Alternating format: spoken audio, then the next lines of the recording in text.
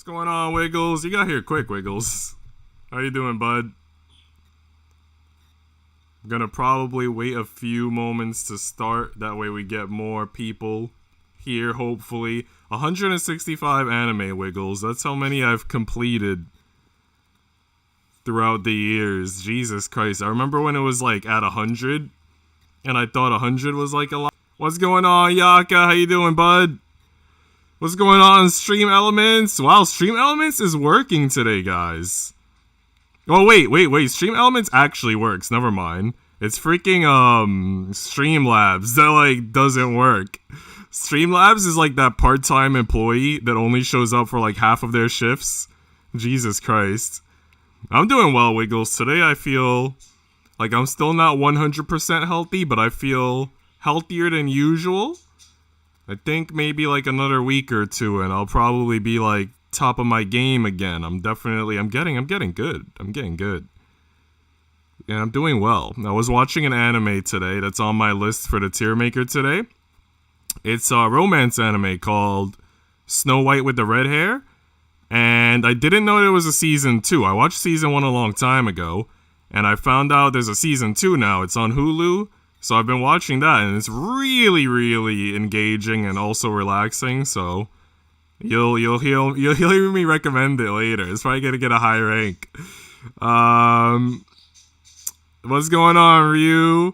You're playing Fire Emblem again? What do you mean by again? Like a second playthrough? And did you finish a playthrough? And which house did you pick the first time? I'm guessing you chose Deer House, the same one that I chose, because that's like the best. That's the best one. It's also the shortest route, I believe, if I remember correctly. I have to like get into like gaming more. I've only been playing Genshin. How come you don't stream in Twitch anymore? Wait, who's Hiroshi? Or is Hiroshi someone I know from Twitch? And also, how are you doing, Hiroshi? Hugs, everyone.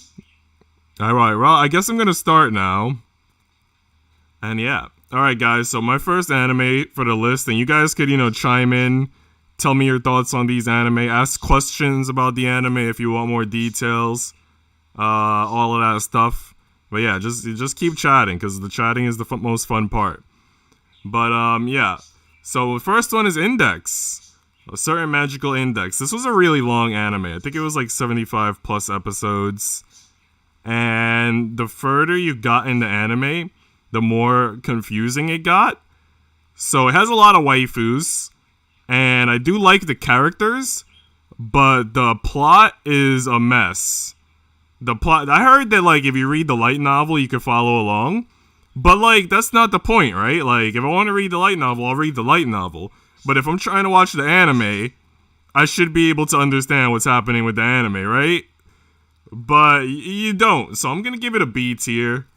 Because, like I said, the characters are great. The waifus are... Some of them are very much top tier. Some of the plot points that you can follow along with are interesting. But... there's also definitely going to be a lot of confusion if you haven't read the light novels. Yo, what's going on, June? How you doing? Yes, the first time I played Blue Lions, which is Dimitri's house. Now I'm playing Edelgards. Oh, you're playing like the main really, because those two are like basically the focus of the plot, and then Deer House is kind of just there for fun, from what I understand. From what you've seen, you like it? It's not bad, it's just, it's tough to follow along with, Wiggles. Next, we have A Certain Scientific Accelerator. So this was a 12-episode anime that obviously relates very much to Magical Index. This one I liked better. I also very much like the relationship between Accelerator and Mini Misaka. I think it's very cute. I don't know, man. This one's a little bit tougher to rate. I also don't really remember all of the plot points in this. But I do remember, like, the general vibe of it. Like, I liked it more than Magical Index. I don't know if I liked it enough to give it an S tier. I think I would give this still a B tier, but just at a higher rating. Like, this would be a B+, and Index would be, like, a flat B. Next, we got A Certain Scientific Railgun. this one would be like my A tier. I think this was a lot easier to follow along with the plot. Definitely very much like the characters. Kuroko Shirai is like one of my top waifus, hands down. You know, I love all that Yuri like moments. And season 3 started off pretty dope, or I think it was season 3, right? That focuses on that blonde girl you see in the picture. Like, that started off really engaging, like you wanted to see where it all went. And then it kind of like lost some momentum, but still very much a good anime. Next we have A Little Sister Is All You Need. I actually did anime video about this. One of those videos where I recommend 2 anime in one vid. And it's like one of my top performing videos that's not a short and not a live stream. It's got over 400 views now. But yeah, Little Sister Is All You Need. This was very much like a ecchi, rom-com, fan service-y anime. Definitely, if you like, you know, trash anime, let's be real, then this is the way to go. The first episode was a little bit boring and weird, but it gets better. It has like a whole love triangle that I talked about in my anime video. I watched it twice because I kind of forgot like the plot moments after the first time I watched it, and then I watched it a second time in preparation for like writing a script for that video that I did. And it was pretty fun the second time as well. I'm gonna give it an A tier. Like, honestly, I think the plot is like B tier. Yeah, like B tier. But I'm gonna give it an A tier just because the waifus are hot. So, gotta rank it up for that. Next, we have Adachi and Shimamura. This was a Yuri anime. And not a very strong one. I think I talked about this in my Yuri Tiermaker video that I did. It's like very much average, bland, forgettable. I watched it over a year ago. I do remember like some scenes, but I wouldn't say like I remember like entire episodes. So I forgot what I gave this on like the Yuri Tiermaker, but I'm pretty sure this is like a weak B. I'm pretty sure it's like a weak B. It was like, it's fun enough, especially if you want more Yuri. But it's just not like super fun or exciting. It's not like, if you're looking for something that'll get you hooked, that you like really, really want to binge in one sitting, then it's not that. But it is an anime that if you want to watch like a few episodes here and there to just chill out or have it on in the background, then it might be good for that purpose. Next we got Hirono Sora, which is a basketball anime. And this one is like kind of weak. Like, after seeing freaking Kuroko's basketball, and for most people after seeing like Slam Dunk, you know, another basketball anime is gonna have a hard time like being top tier after those two. I did enjoy like the first few episodes. Like, the first few episodes had like this vibe like, oh man, this is gonna be Pog. And then I think I got to about episode 20 before I quit, which was pretty far because I think season 1 was like 24-ish episodes. But I just lost interest along the way, so I might give this a C tier. I don't know. Considering that I gave up on it. I mean, it had potential, but it just didn't. It didn't like hold strong for me. Next we have Air Gear. Air Gear, I don't know if you guys like ever watched this anime or if you ever like tried the manga. So the anime is incomplete. So it's one of those where if you want to finish it, you have to read the manga. And the manga is extremely wordy. It's one of the wordiest manga that I've tried to read. I just couldn't read it, too many words. The anime itself, it's like hard to recommend. Personally, I enjoyed it. And I very much enjoyed the opening song. And the plot points, like, I thought it had, like, a lot of potential, which is why I wanted to continue on with the manga. But I know some people who I recommended it to, like, I recommended it to them, like, kind of like a gamble. Like, I wasn't sure that they would enjoy it, but it's like, just try it, see where it goes. And, you know, like, for me personally, I would say it's, like, a strong B. If somebody else were to watch it, it might be like a C tier. But I enjoyed it. I thought it was pretty good. Did I miss any good ones? Or has it all been sports? Well, I guess Air Gear is kind of sports, and a Hirono Sora was sports. And then the certain scientific series, I don't know what that would be. I guess like fantasy maybe? No, I don't know. And we talked about a Yuri and a ecchi fan service, like the type of stuff that you like, Shade. But what's going on, Shade? How you doing today? And you guys could feel free to, as I said, ask questions about the anime or make comments about the anime and all that stuff as I go along. Feel free to, even though I talk a lot, feel free to interrupt. I do enjoy the interruption. Next, we got Air. So I watched Air after watching Clannad. I think Air is probably by more or less the same, I guess maybe animation studio, because the art style is very similar. I didn't like it quite as much as I liked Clannad and like other similar types of series. But it's one of those, I guess, like based on a game or visual novel type things. Multiple waifu type characters. I had it on DVD as well, and I sold it. But yeah, I'm going to give this a C tier. But it's that type of anime, like romance based on a visual novel. If you like Clannad, it might be worth a shot for you. I don't think you'll like it as much as Clannad, but if you just want like a similar anime, that might be up your alley. Don't out me on YouTube. Bro, you gotta own up to it. You have to have pride. Bro, you have to have pride like I do in your tastes and your passions. A man who doesn't have pride in their passions is no man at all. Next we have Akutsuki no Yona. So this is one waifu, multiple husbandos. It has like dragons. It's very much Asian themed. 24 episodes. I started it a year ago. And then I put it on hiatus. And then I finished it recently. So I watched like the first 12 episodes a year ago. And I pretty much remembered everything that happened pretty clearly. It is a memorable anime.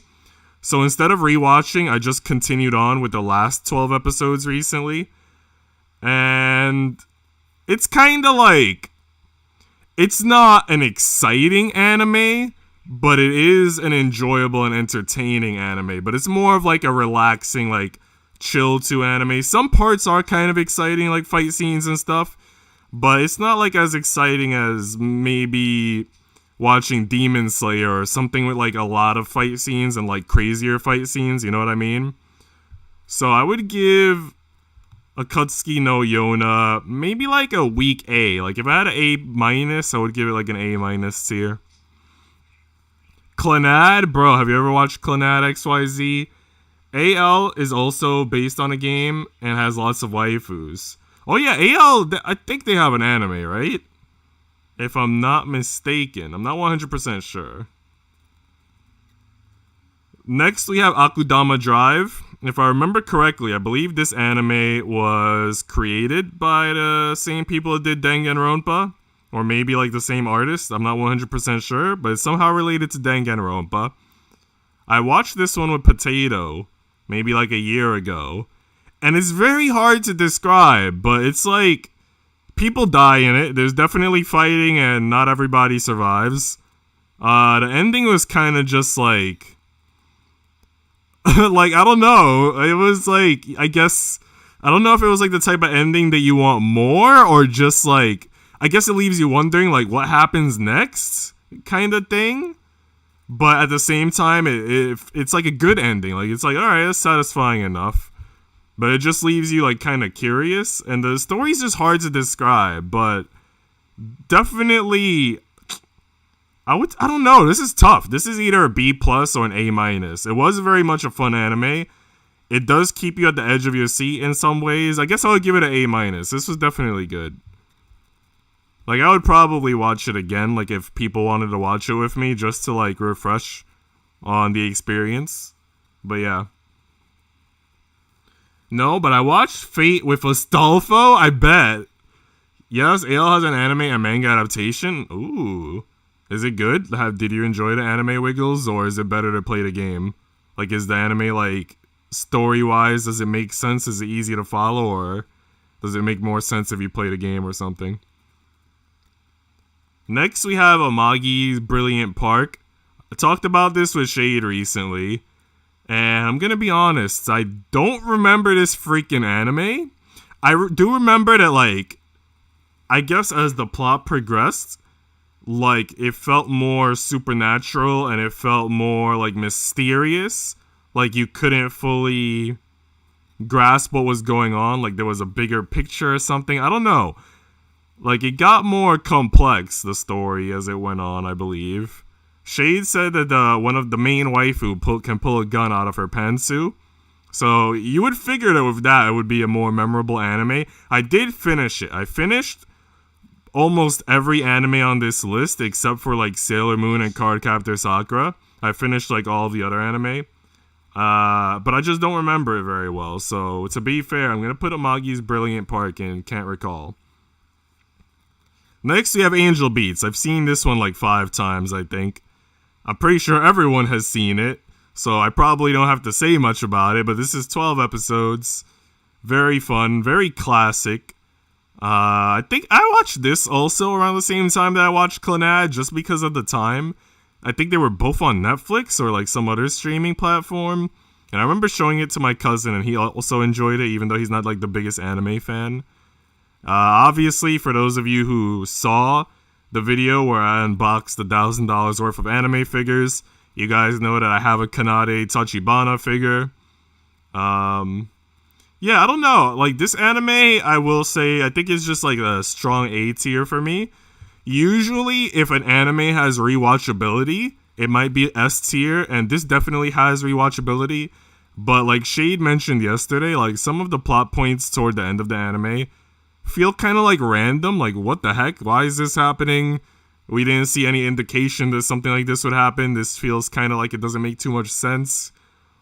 And yeah, I think for that it doesn't get an S tier. I feel like it needed a little bit more foreshadowing or explanation for certain things. But overall, the characters were great. Even the side characters like TK and Matsushita the Fifth. So yeah, very much enjoyed it. Yo, Aurora, what's going on? How can you not watch all of Cardcaptor Sakura? You know what happened, Aurora? It's 2 things. First of all, when I was a kid, I couldn't keep track of, like, when it was on TV. I couldn't keep track with, like, you know, the weekly weekend schedule or whatever. So then I tried rewatching it as an adult, and this brings us to point number 2. Point number 2 being, it's just hard to watch as an adult. Like, it's enjoyable, but it's not something that you could binge or, like, just stay on top of. Like, I watched some episodes here or there, but then I kind of fall off, you know? Like, it's definitely more fun as a kid, but then as a kid, you can't follow the TV, you know what I mean? Schedule, so it just sucks for me. I would, like, as a child, I wanted to get the figurines and all that when they were in Toys R Us. And I do have the Cardcaptor Sakura, like, cloud cards. I think I've posted it on Discord before. Shade says, a really big gun that shoots paint bullets. Yeah, I remember you mentioned that too.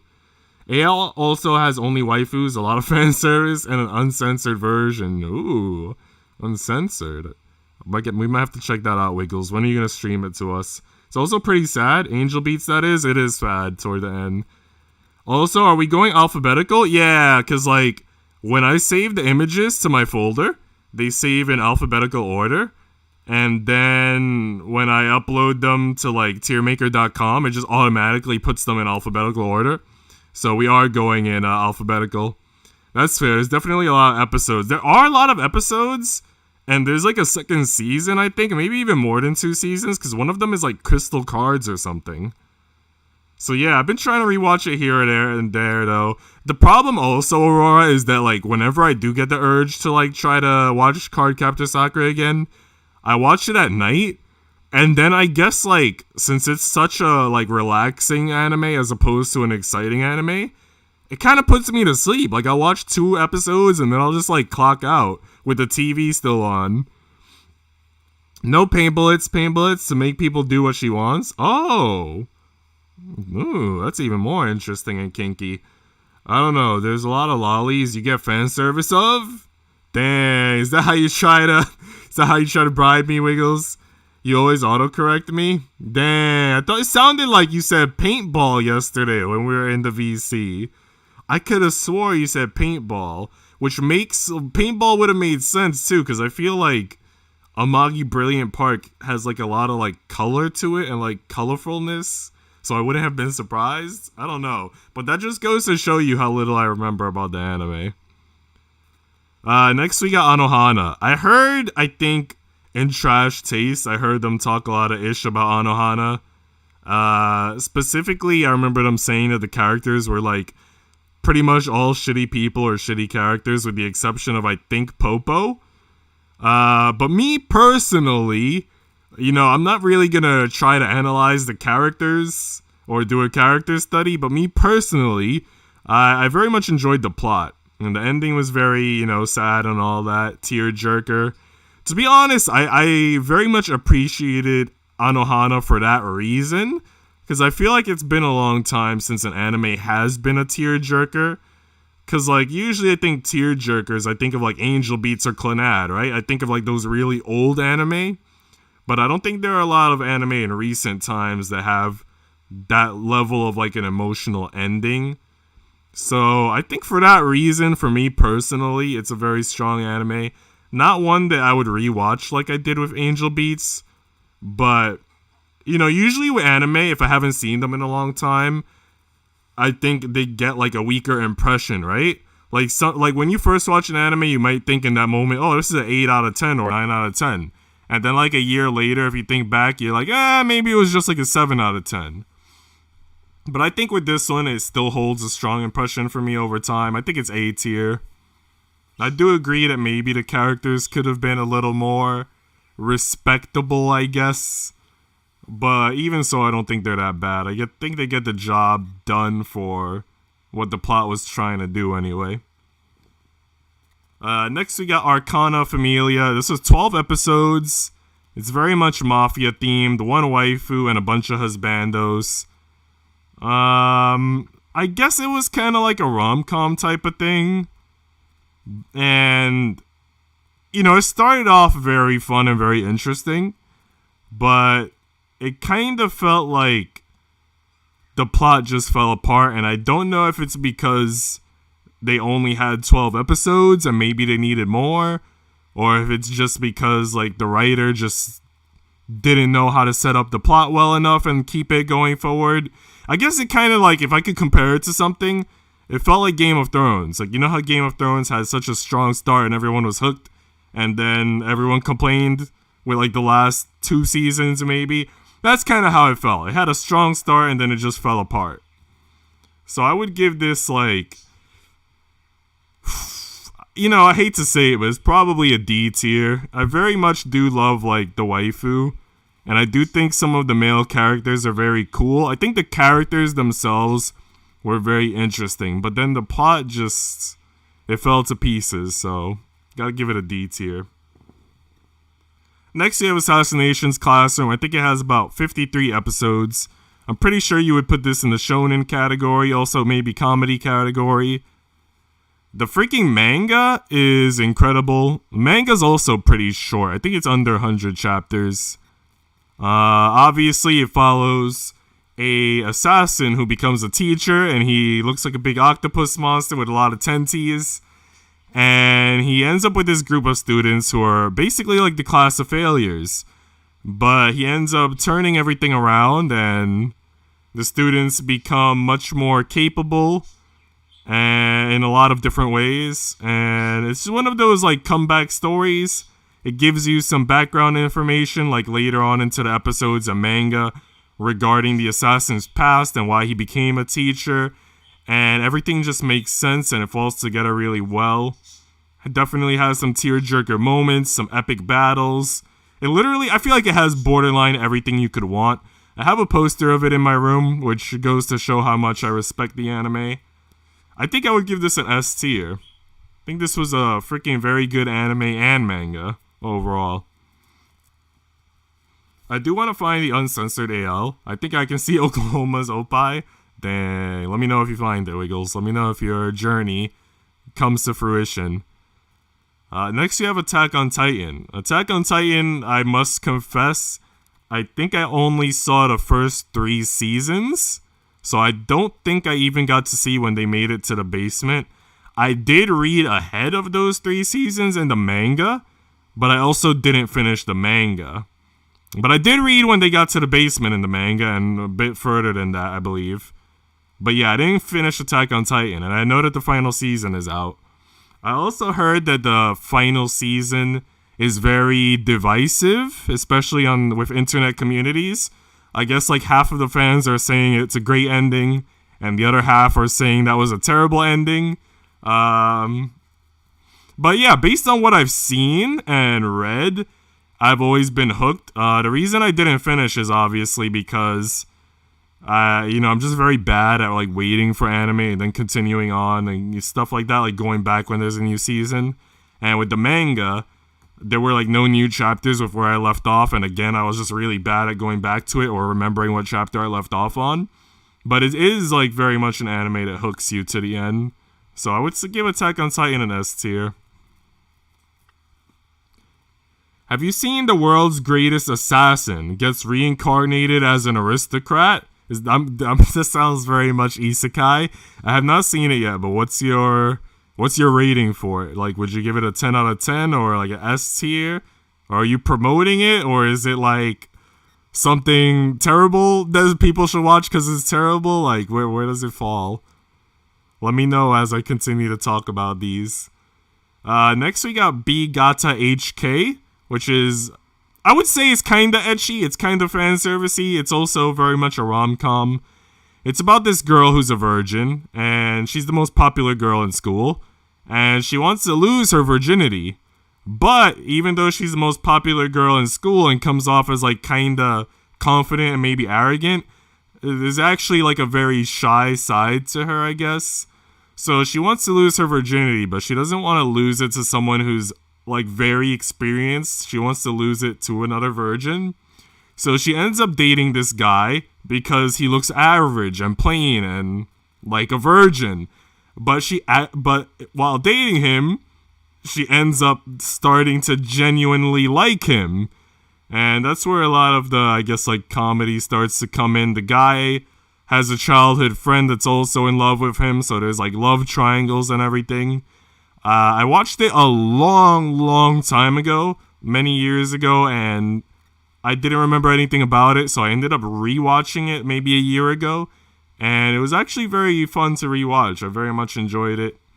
I would give it like, Jesus, let me think, this is tough. I really did enjoy it like a year ago when I watched it again. I don't know if I would give it an S tier. I'm going to give it an A tier. I think I would give it an S tier if the side characters had a little bit more like plot involvement or something, you know what I mean? But much of the focus is definitely on the main couple. But if some of the other characters had more like screen time or influence on the plot, I probably would have given it a higher rating. Very much isekai. I really enjoyed it. Easy to watch, and the opening song is an absolute banger. You know, I'm very much like you in that sense, Aurora. I feel like if the opening song is a banger, like the anime gets extra points for that. I'll definitely, let me screenshot your comment. That way I could keep it on the agenda. Maybe I'll stream it in the Discord or something, even though we're streaming a lot in the Discord recently. We've been streaming season 2 of Mushoku Tensei, which I think we're almost done with. We got 4 more episodes. We've been streaming Bungo's Stray Dogs, which we are on season 3 now, so we're almost done with that. And I want to stream Is This a Zombie soon, because me and Shade haven't seen it. Next we have Baka Test, which is, I guess like an ecchi rom-com. I almost wanted to call it a harem, but no, I don't think you could call it a harem because I think it's just a love triangle. But definitely like an ecchi rom-com. I'm pretty sure a lot of people have seen this. It is a pretty old anime, pretty much classic. It has 2 seasons, but no conclusive ending, so you would have to read the manga. I cheated, I believe. I think I looked up how it ended. And I think the ending was pretty predictable, I guess, based on like which girl he chooses. But yeah, it's definitely like when I first saw it, I very much enjoyed it, and then I think I did a rewatch, and it wasn't at the same level of engagement. It wasn't as good the second time, but it was still good. Some episodes are a lot more heartwarming, and those are some of my favorite episodes. And I definitely love some characters like the Inquisition. I think their alternate name is the Triple S or something. But yeah, I think when I first watched it, it would have been like borderline S tier. But as you know, you gain more experience with manga, you realize it's probably like a B plus. But I think for nostalgia purposes, I'm gonna give it like an A tier, like an A minus. I don't know, because there's definitely some things that I very much love about it. Next, we have Black Bullet. Black Bullet is 12 episodes, and every 4 episodes feels like its own arc. If I remember correctly, each 4 episodes has like a different villain that they focus on. The most fun would be the first 4 episodes, because that villain was like freaking awesome. It's pretty much like a bunch of guys who have partners that are lollies and have like certain like powers and stuff, I guess. Kinda hard to describe. I think it's one of those things that you have to like just watch it yourself. It's also the type of thing that, to be honest, didn't inspire me to like continue on with the manga. Like, I just watched the 12 episodes and I was like, okay, cool, next anime. So I think this would be like a strong C tier, I guess. Because I think like if an anime is B tier, you would probably at least want to read a few more manga chapters or something, or just stand out a little bit more. I don't know. It was decent. It wasn't terrible, but it just wasn't strong. Floof back. Had to do some housework. Welcome back, Floof. Next we have Black Butler. All of the ladies and possibly Shade are gonna get mad at me now. Black Butler, I saw all of it. I think there are 2 seasons, or definitely a lot of episodes. I watched all of it on Netflix. I think while multitasking, while maybe playing a PS Vita game or something. And it was good enough for multitasking, but it's not something that I would watch for fun if I'm not multitasking. So I would give this like give it a weak C. Weak C. I don't think I have to talk about it much. I'm pretty sure everybody knows about it. Demon Butler, he's very OP. A lot of fangirls like to ship him with CL, who's his master. And it's kind of like a younger male. There is a blonde character that I like. That she likes CL, a blonde girl. She's probably my favorite character, even though everybody else hates her. And yeah, that's pretty much all I have to say about Black Butler. Next, we have Black Cat. I talked about this, I think, in a 5 anime video that I did, which was like my first like video that I actually did editing for. Black Cat was a pretty bad anime. Like, listen, Black Cat D tier anime, but if you read the manga, it's an S tier manga. So read the manga for Black Cat. It's about an assassin who leaves this assassin organization that's pretty much owns a large portion of the world. I think they're in charge of like 1/3 of the world's economy or something. And it was called, I think it was called Kronos, if I'm not mistaken. And yeah, it's just him like having to fight against the people coming after him. It's kind of like Jason Bourne. It's kind of like John Wick. So definitely would be a fun manga if you're interested in pursuing the manga. Liking those blondes, I mean, you know how I do. Next we have Black Clover. For Black Clover, I got through the first like 51 episodes. And at the time, those 51 episodes were the only episodes that were available. So now there are, I believe, a lot more seasons, but I haven't continued on with those seasons. I did read a little bit of the manga past those 51 episodes, so I know a little bit about what happens next. But overall, I would say Black Clover is like a B tier. it's pretty much, I guess, shonen. It focuses on like a character who can't use magic in a world of magic, but he wants to become like the #1 wizard, the Wizard King. And yeah, it's pretty good, but I don't know, it just wasn't like when I was watching it, I enjoyed it a lot, but I just don't have a strong urge to go back to it, and I think that pretty much says that it's probably not A tier or S tier, you know. All right, next we got Bleach. I think I don't have to say much about Bleach. I'm pretty sure everyone has seen Bleach, and I think everybody knows pretty much how it goes. The first like 2 seasons were pretty good. Soul Society arc was a banger, and then after that it kind of just dips. I heard one person talk about it from like a manga perspective, and they said that if you're reading the manga, you notice the Soul Society arc has like a lot of detail in the art, especially for the backgrounds and stuff. But then when you get to the arcs that come after, like in the world of the Hollows and all that, everything just feels kind of empty, just lacking in detail. Like the art itself gets more boring.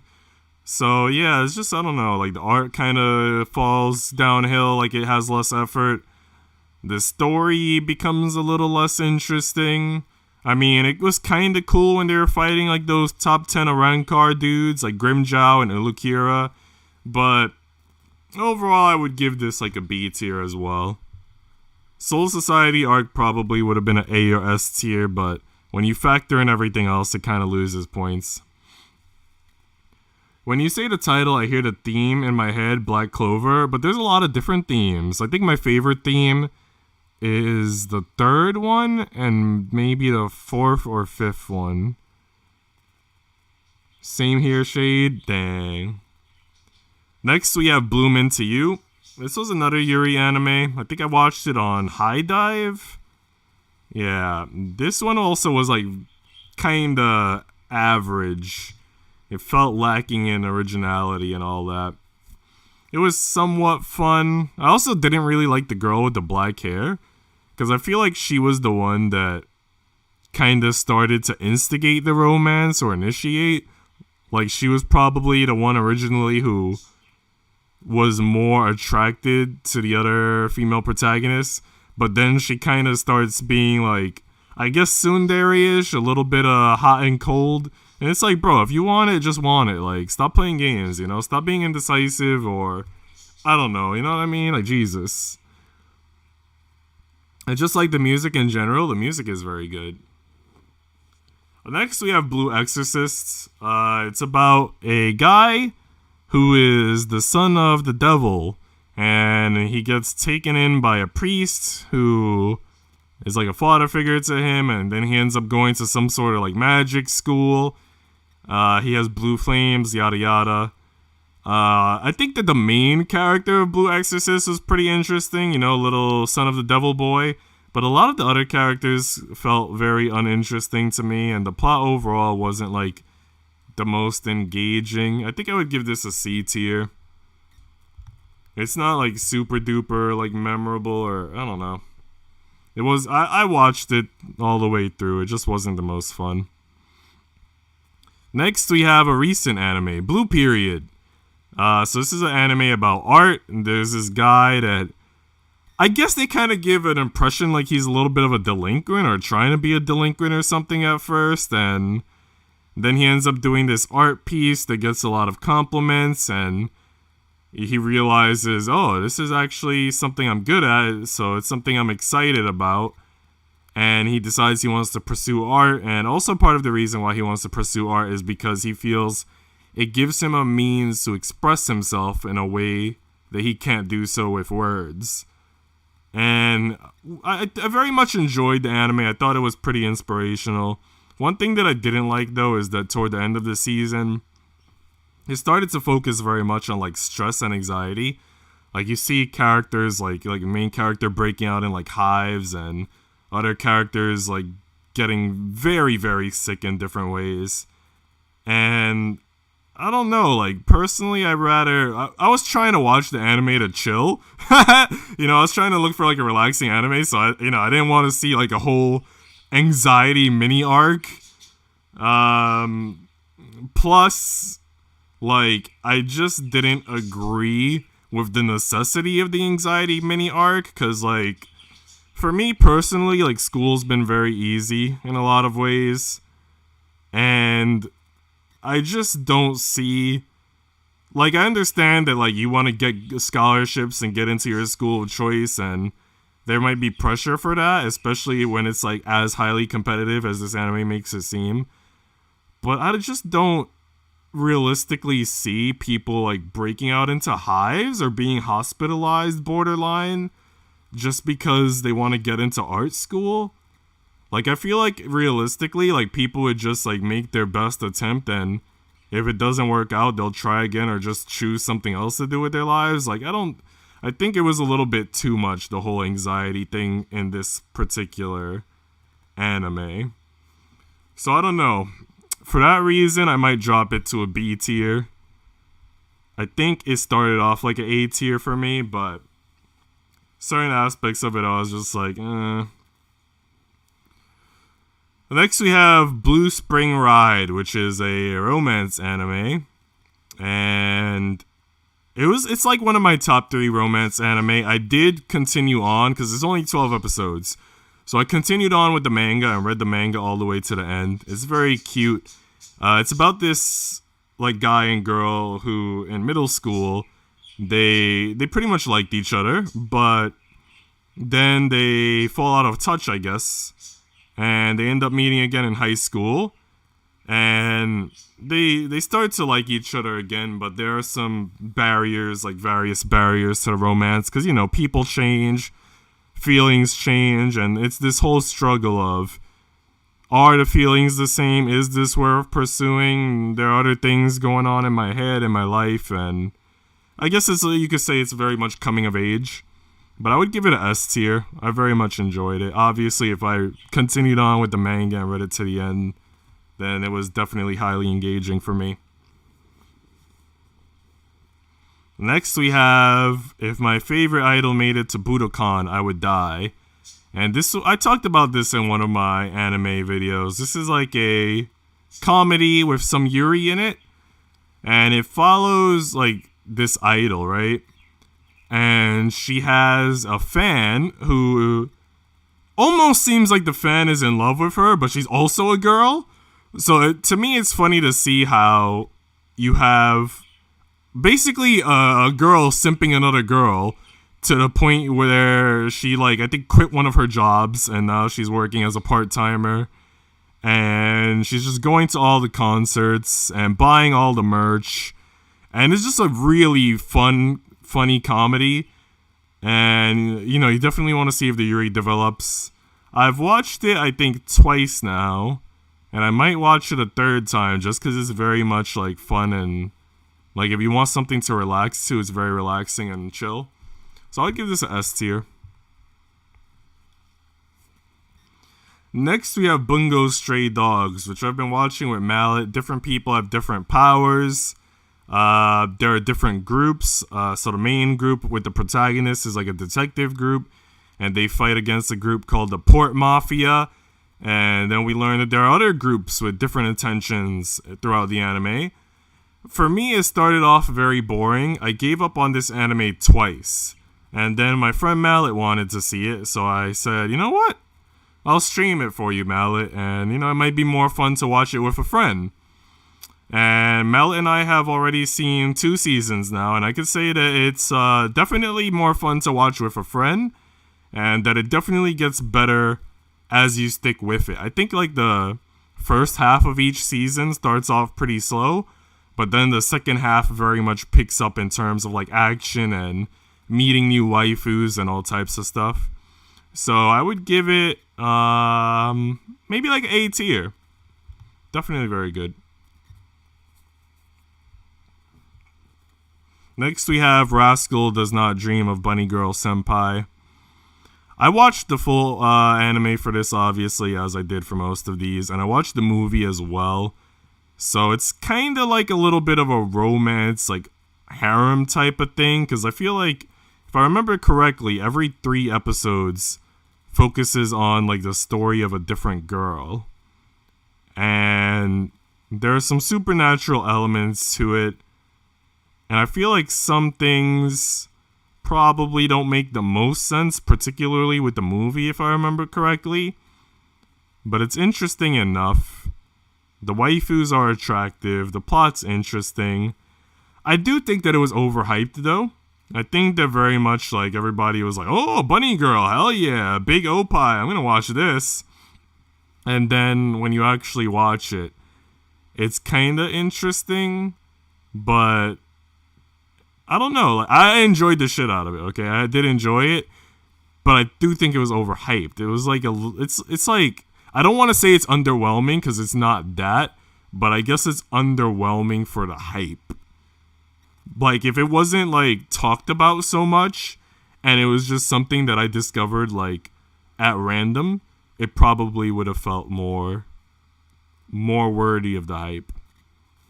But I would give this, like, I'll give it the A tier, because I do enjoy, like, how every arc was, like, different and engaging in a different way, and I kind of found it hard to just, like, get behind one female character. I think a lot of the different girls had their own charms, so to speak. So definitely an A tier. I think it would have been S tier if some of the plot stuff just felt like it made more sense and didn't feel like so over the top in terms of being supernatural. Because the world itself felt very normal. It didn't feel like a supernatural world, but then you have all these supernatural things happening. So I don't know. Next we have Cardcaptor Sakura, Aurora's favorite. Definitely a chill anime. Definitely a cute anime. Definitely top tier if you're a kid. If you're an adult, a little harder to get into. It's a magical girl anime, so that's also just not like the strongest genre for me. I'm not like super into magical girl stuff, but I do like Cardcaptor Sakura. You know what I just realized? Speaking of magical girl stuff, I forgot to put what's the one that a lot of people like? Madoka Magica? I forgot to put Madoka Magica on this list, and I did watch all of it. But anyway, I digress. Back to Cardcaptor Sakura. Cardcaptor Sakura, you know, I would say because of nostalgia and all that, I'm gonna give it the A tier. A tier for Cardcaptor Sakura. I watched a few episodes and liked it. I recommend finishing it, Wiggles. If you're talking about Bunny Girl Senpai, it's worth finishing. And it's worth checking out the movie as well. Back when the pandemic first started, so like in April 2020, the movie was like free. I think on Funimation for like 2 days. There was like a weekend where it was free. Nowadays, I don't know like how you would come about watching it, but I'm sure you could find a way. Nico doesn't dream of Bunny Girl Senpai. Actually, you know what? Bunny Girl Senpai shade, like the main girl, I forgot her name. I think it's like Mai Sakurajima, maybe? She's actually not my favorite character in the series. I think my favorite character is either like the main girl from the movie or the glasses girl that seems to be like a close friend of his. One of those two. Don't do Sakura dirty, dang. I dream of Kitty Senpai, dang. Alright, next we got Carolyn Tuesday. So Carolyn Tuesday is like a freaking music anime that I watched twice. It was very chill. I very much enjoyed it. I remember Anime Man, he said that it wasn't like the best. Like something about the plot felt like it could have made a little bit more sense or come together more nicely or something. I think it was hard for him to describe, but he said it wasn't like top tier for him. I remember he recommended 2 other music anime that I haven't watched yet called Beck. One of them was called Beck, and another one was called Nana, if I'm not mistaken. But Carolyn Tuesday, I think is like the only music anime, like anime that focuses entirely on music that I've seen. Because I know Your Lie in April also focuses on music with like pianists and stuff. but that's also very much like romance. But this one is like, you know, totally like music driven. So I feel like I'm gonna be biased toward this one, it being like the only like music anime that I've seen. So I would just give it, like, me personally, the S tier, because I thought like the plot came together nicely in a lot of ways. The one thing that I did like find weird about it, and I guess could have been explained more, is that if I remember correctly, they're living on a city on Mars. So I guess like it's the future and humans found a way to populate Mars, and then if you're like on Earth, I guess you're considered a lower class or something. I don't know. That, like, the whole, like, background of the world, like, the politics of it or whatever, I guess, could have been explained more. But other than that, like, I guess it's fine. Next, we have Cautious Hero, which was very much like a isekai, ecchi fan service anime. It has a hot blonde with big oppai, but the plot was kind of, like, mediocre, honestly. So I'd give it, if I'm being fair, I'd give it a B tier. Like, the hot blonde waifu, I think her name started with an R. I don't remember, Rinslet maybe or something. I don't know. I don't remember her name, but like she was hot. I would give her an S tier if I did like a waifu tier maker. But like the plot itself, like B tier. It was fun, but it wasn't great. The music is very good, even for music anime. Yeah, that's true, Aurora. Like, I listen to the soundtracks on YouTube sometimes, especially the soundtracks that play during the episodes that were kind of like American Idol. Those songs are freaking bangers. I think one of my favorites is the one that the guy, Piotr, sings. It's like, when the night comes, I want to dance with somebody. I think it's called Dance with Somebody, that or Dance Tonight. I love that song. I love some of the songs that Angela sings. I love Army of Two, the main characters sing. Lonely Girl, I think, which is also the ones that the main characters sing. A lot of good ones. A lot of bangers. Floof don't know that one, so you're neutral. I recommend some of these, Floof. I recommend. Next, I got one called Shio's School Road, I believe. It's like a comedy anime. It does have some funny scenes. I remember one funny scene was like, she basically intimidated, even though she's like a high school girl, she somehow intimidated like this biker gang dude. So those scenes were funny, but some of the scenes just aren't very funny. It's not like Psyche K where like everything is like hilarious or enjoyable, or even if you don't laugh out loud, it's still entertaining. This one is kind of like a mixed bag. Like, some scenes you'll find very funny and some scenes probably won't do it for you. So I would give it like a C tier. Like, if you're really desperate for a comedy anime that might give you some laughs here and there, it might be worth checking out, but it's just not like a guaranteed to engage you type of thing. What's going on, Pepsi? How you doing, bro? Remembers the oppai, but not the anime. I mean, have you seen it, or do you remember the story? I mean, I know the story. He was like fighting like demons and demon generals. It was a very, generic story. Fight the demon lords and all of that. And it just wasn't carried out like the author cared about the plot. You know what I mean? It was definitely gives you that vibe where the author just cared about the fan service, and it kind of felt like the author was like, I know I'm going to make money because there's a blonde with big oppai and, a lot of fan servicey scenes. And I'll just, write whatever plot, maybe try to throw in some laughs. But it's not like, you know what I mean? It's not the most developed thing. Which works for some anime like Konosuba, but it just doesn't work for all of them. You know what I mean? Floof just watched from corner and listens to anime. Alright, next we have Citrus. I probably don't have to talk about it much because I think you've all seen it. But Citrus is very much, for me, I would say it was an A tier anime. It has the same problem that I mentioned for Bloom Into You, where I feel like the black-haired girl is the one who wants the relationship more, but then she's like very cold and tsundere and just like awkward in that sense. I feel like she needs to chill out and like just be normal, but she's got like emotional baggage or whatever. But I did like the anime. I very much like Yuzu. Not because she's blonde, but because she has a very like charismatic, upbeat character. You guys know, like, if you guys actually watch and pay attention to my YouTube videos, you guys know that I love like positive, optimistic waifus. But yeah, I think it was a good anime for me personally. I do love the fact that it's drama driven, but also like chill, you know what I mean? So yeah, good one for me. Also, I'm gonna take like a 1 minute break just because I want to get some crackers. I have like a light hunger.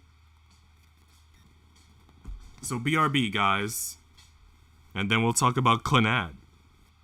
Alright, next we got Clannad. I don't think I have to say much about this either. Everybody knows Clannad. You guys have seen the visual novel. You know that there's a lot of waifus and they pretty much all fall in love with the main guy. I feel like I know his name and I feel like I don't know his name. Because I watched Clannad, like, wasn't it Tomoya? I think his name was Tomoya. And then there was like a girl named Tomoyo that I very much liked. She had like silver hair. But yeah, I watched the anime like 10 years ago, so it's a little bit hard to remember some of the names. I think the purple haired girl was like Kyobayashi or something. I don't know. I do love all the characters, I must say. All the waifus and all that. There were a lot of funny scenes in season 1. After Story, which is season 2, is more on the emotional side, obviously. But I do enjoy like the comedy and everything. I think I would give it an A tier. I don't think I would. I feel like people would give this an S tier. But I feel like me personally, I can't give it an S tier just because, I don't know, it's hard to explain. It's just, maybe like if there was more comedy or something, or if the romance was just more engaging to watch. I don't know. Whenever you have something like this that's like a visual novel adapted to an anime, I feel like I can't give it an S tier, I guess. Because I feel like it's meant to be a visual novel. That way it feels like you yourself are pursuing like the waifu or husbando. And then I feel like the way it's written, at least for me personally, it's like a little bit harder to get attached to like the relationship that's developing. Especially if you feel like you know one relationship is gonna develop, but then the girl that you would want to like support or hope wins in the end is like a different girl and you already know that's not gonna turn out that way. Maybe that's part of it. I don't know. But yeah, I don't think I can give it S tier. I will say though, Clannad had like, I think like OVA episodes or bonus episodes where like other girls ended up with him, which was pretty cool that they gave those girls a chance. But yeah, visual novel anime can only be like A tier max for me, I think.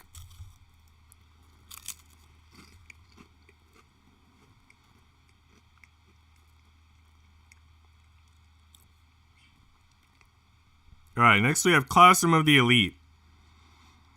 This is one of the ones that I don't remember well. I do remember that it had a lot of attractive waifus. And I remember that the story started off very engaging. And I also remember that they had like, I think the main characters were like in the weakest class. So it was like kind of like Assassination Classroom in the sense that classes that performed better academically like had more privileges or something. And I remember there being like a point system where I guess if they performed well, they earned points, and the points were like currency that they could use to like buy food or like amenities and things. I don't remember everything perfectly crystal clear, but it did have interesting concepts. But it was like one of those things that like I enjoyed what I watched, but I don't care if there's like a season 2 or to read the manga, you know what I mean? Like I don't really fully care what happens next. So I would just give it like a strong B tier, because from what I remember it was engaging, but it's just not like addicting, I guess. Also, let me open the window. I think we need some airflow in here.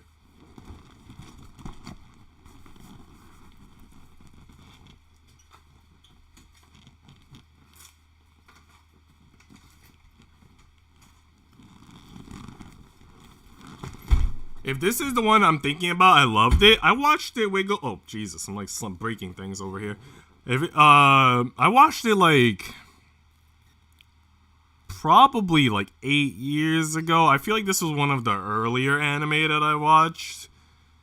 So I don't even know if it's still available on whatever streaming service I watched it on originally, because I feel like I watched it on Netflix maybe, and I don't think it's still on there.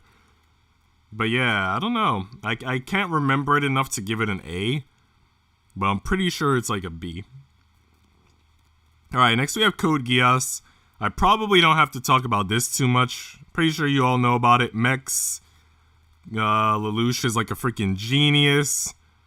I do very much love the scene where he uses his Geass power to like make this one guy put a tally on like a wall every day. And he does that to figure out how long his power will have like a hold over someone. And I think like things like that were very smart. He was testing like the limits of his power to make sure he can use it appropriately for like future plans and all that.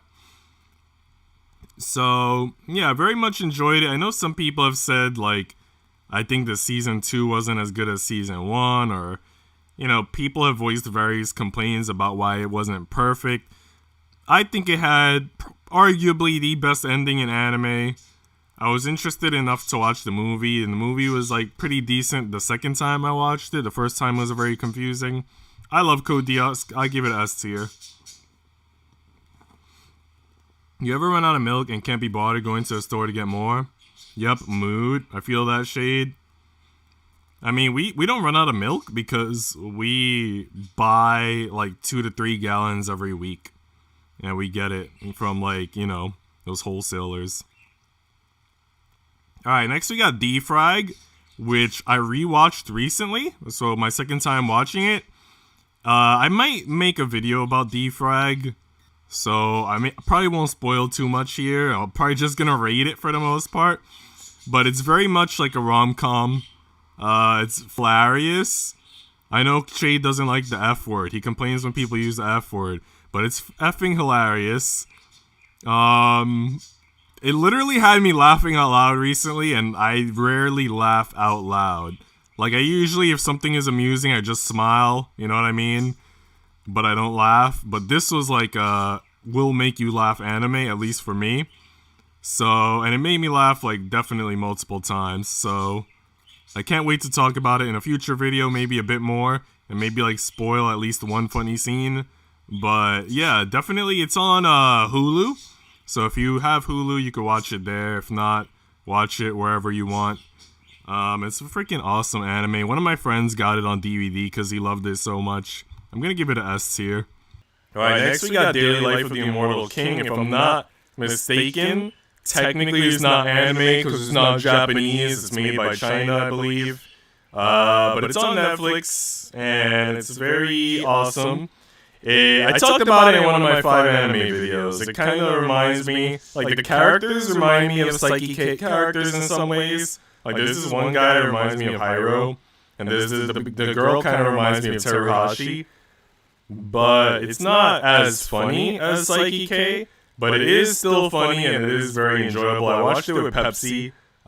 Season 2 I think came out recently, so I need to continue it with Pepsi. And I think I'll give it an A tier. It was pretty. They had a fight scene. The fight scene at the end of season 1 was freaking insane. So good fight scenes too. Good fight scenes, good comedy, cool thing. All right, next we have an anime called. I actually have to look it up, even though I watched this just today. It's called Dunchy Guy. It's 12 episodes.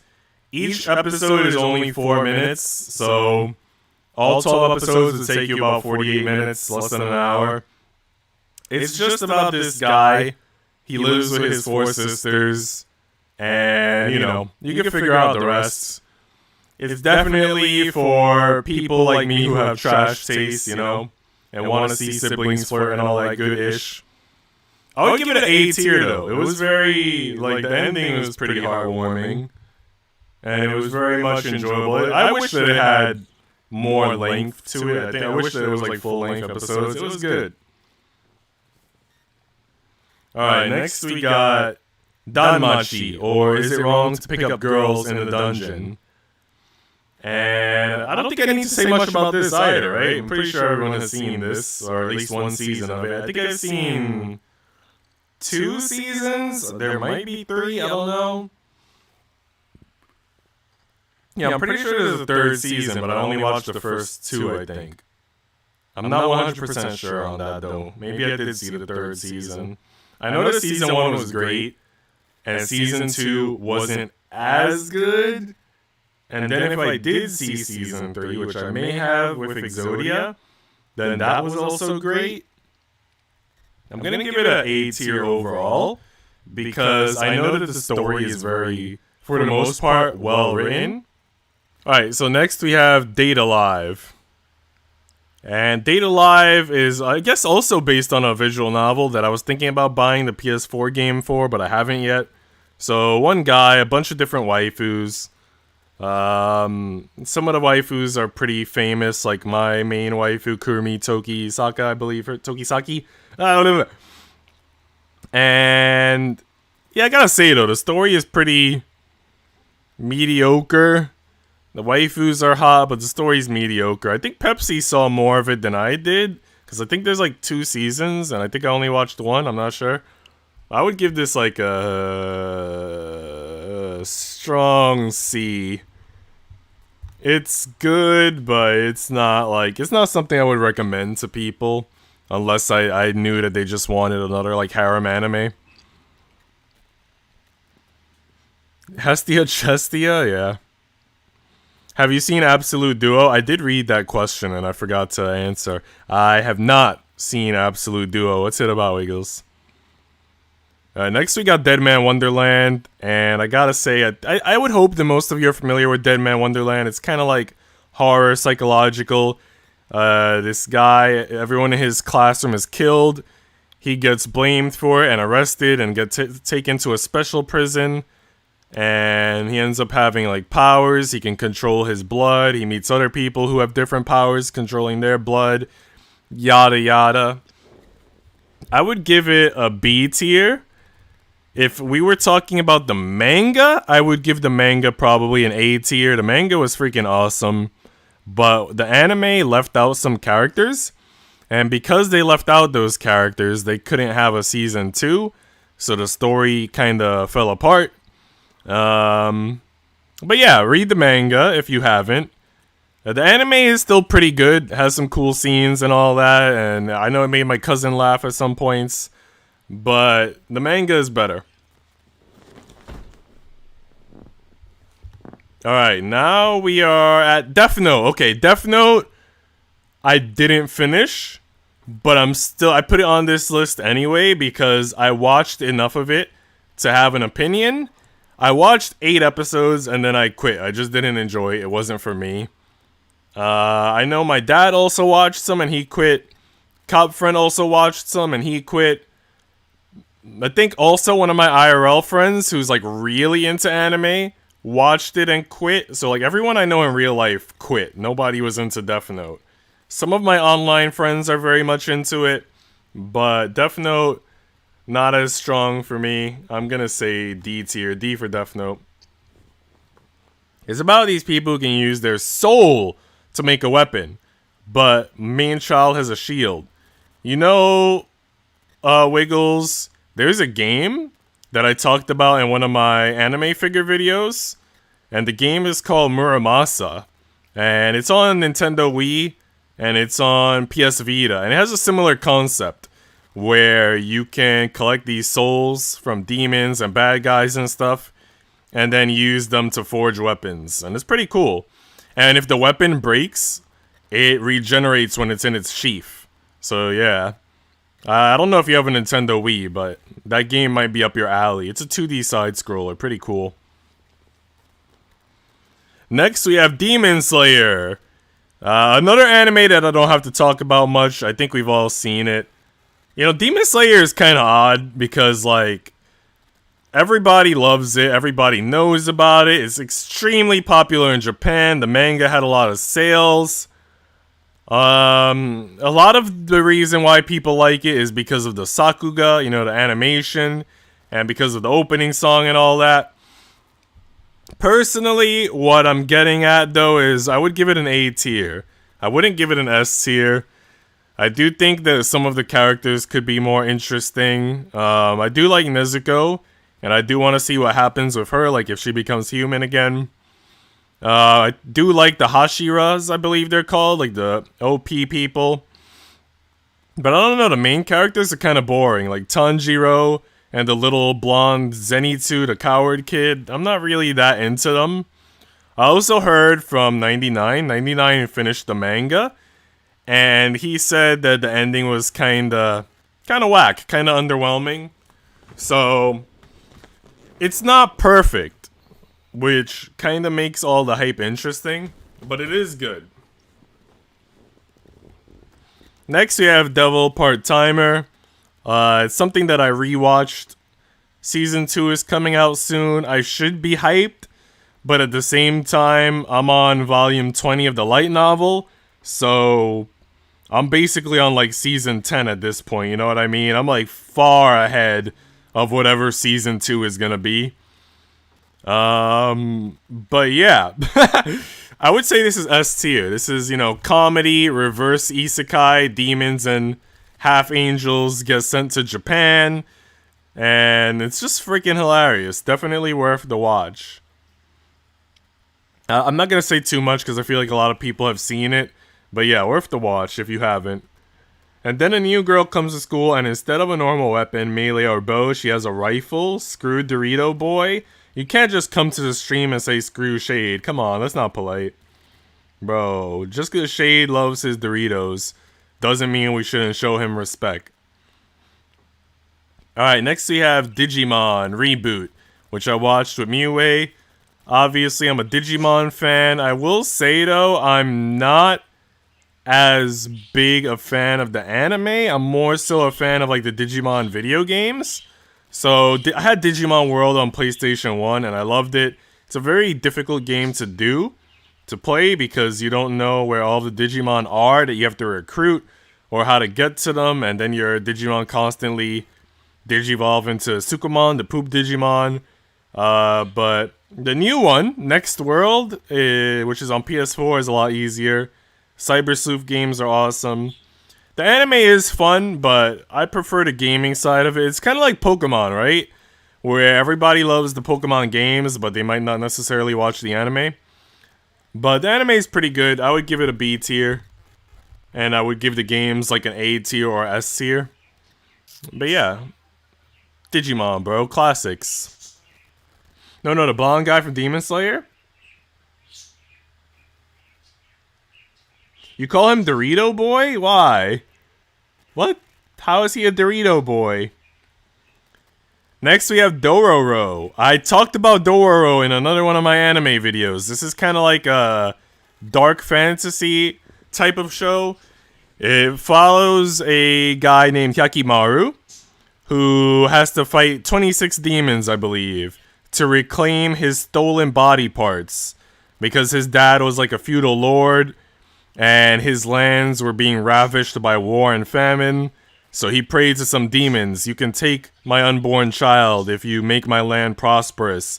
And each demon took a different part of the child, like his skin, his eyes, his nose. But he still survived, and he got prosthetics, and now he has to fight the demons. So it's a really freaking awesome concept. I thought the anime was very good. The fight scenes were cool. My only complaint is that toward the end, they wanted to give it a conclusive ending, where you don't have to, like, read the manga, I guess, or, you know what I mean? Continue with that. So it just felt rushed because of the fact that they gave it that conclusive ending. But it was still very good. It's still very good. I would give it, I'd definitely give it an A tier. Next, we have Dr. Stone, which I'm pretty sure most people have seen. I think there's a season 2, which I didn't watch. I did watch all of season 1. I think it started off strong, but then it got kind of weak. Because what made it strong was the fact that they were like really explaining all of the science behind what he was doing and how it worked and yada yada. And as we continued, they gave a little less explanation, I guess because there was a lot more going on. And it also felt like they were kind of just like jumping ahead with things. Like all of a sudden, like, you know, a spoiler alert, like he's developing a cell phone by the end of season 1. I thought that was kind of a big jump. But yeah, I don't know. It started off strong for me and then it kind of lost some traction. I do love, obviously, the waifu. I believe her name was Koharu, you know, blonde, big O-Pie. Can't go wrong. I would give it like... I think I would give it a strong B tier. It felt like an A tier in the beginning, but like I said, it lost some momentum with me. And I don't fully care if I watch season 2 or not, so a B tier. His clothes have triangles on it, and it reminds me and my friend of a Doritos. Alright, fair enough. Makes sense. Alright, next we got Durara. I streamed Durara on Discord recently, because Mallet wanted to see it. All 60 episodes. That was my... It was my second time watching full length, but I've rewatched the first season multiple times. This is easily a S tier anime for me. Durara S tier. It focuses... It's in an urban setting, mostly at night. And it focuses on these different characters that are like in gangs or just supernatural, like a Dullahan. And it has the theme of how like all characters are connected, which is pretty cool. And yeah, it's very iconic, like the openings and endings and all that. I highly recommend watching it if you haven't. You should have been watching it with us, but if you missed it, definitely watch it on your own. Next we have an anime called Eden of the East. And sorry to say it's going straight to Can't Recall. It was, I guess, one of the earlier anime that I saw. I did watch all of it. I believe it was in the romance category. I just don't remember literally anything about the plot or the characters. But it was on my list of anime that I've watched. So yeah. Next we got Arrow Manga Sensei. I don't think I have to talk about this. I'm pretty sure everybody knows Arrow Manga Sensei. I know based on Shade's, like, My Anime list, even though it's not on My Anime list, that it's one of his favorite anime. He gave it the highest rating. And I'm also gonna give it probably a high rating. I'm gonna give it an A tier. I'm not giving it an S tier because I think that the guy is pretty boring and bland. And I don't know why he's so boring and bland. Like, it feels odd that you have, like, these harem romance anime. And I think they make the male protagonist bland so you could pretend you're in his shoes. But with an anime like this, do I really want to be in his shoes? You know what I mean? I don't mind just watching the anime and not putting myself in the character's shoes. So I think he could have been a bit more unique personally. But it is a cute anime. It is a fun anime. I won't deny its charms. It's one of those obviously incest anime. Emoto loves her Oni-chan, but they're not related by blood. It's also harem because every other girl falls in love with him too. And yeah. Wait, what anime is this?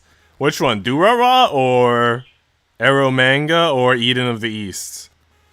Which one, Wiggles? I'll wait for you to reply, probably. I should probably wait. I don't know how much lag you guys have, but hopefully not much.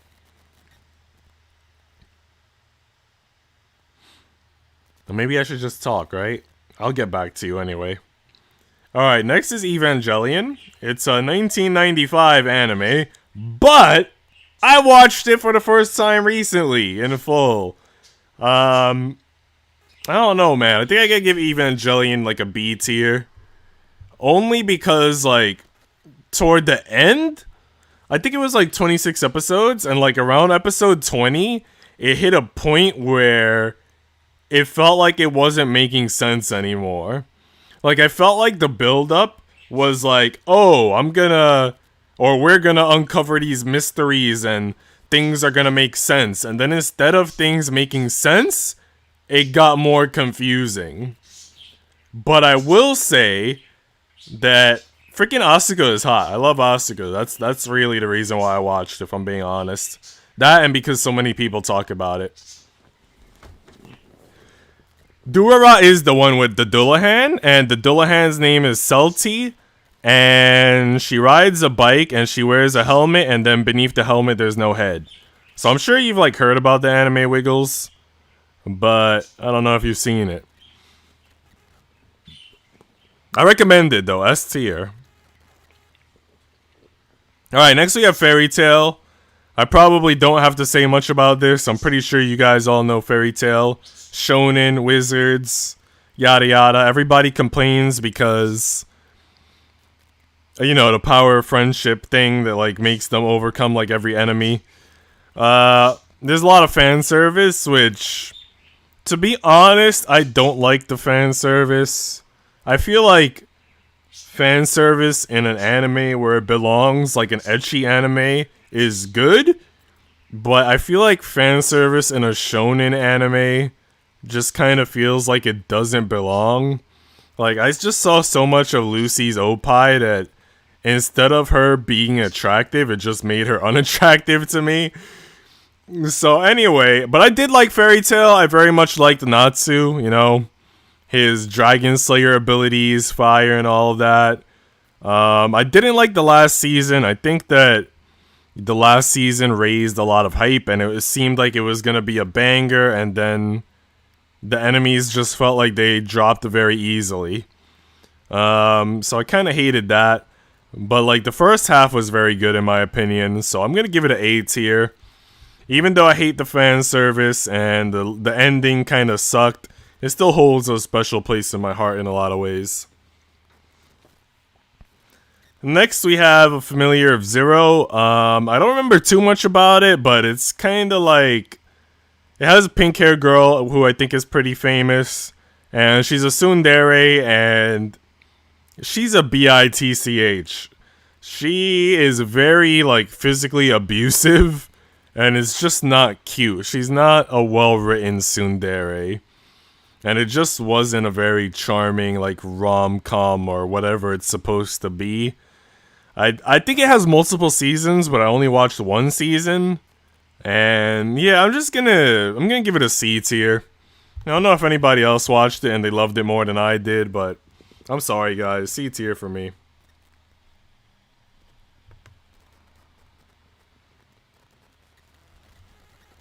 You like Lucy's oppai?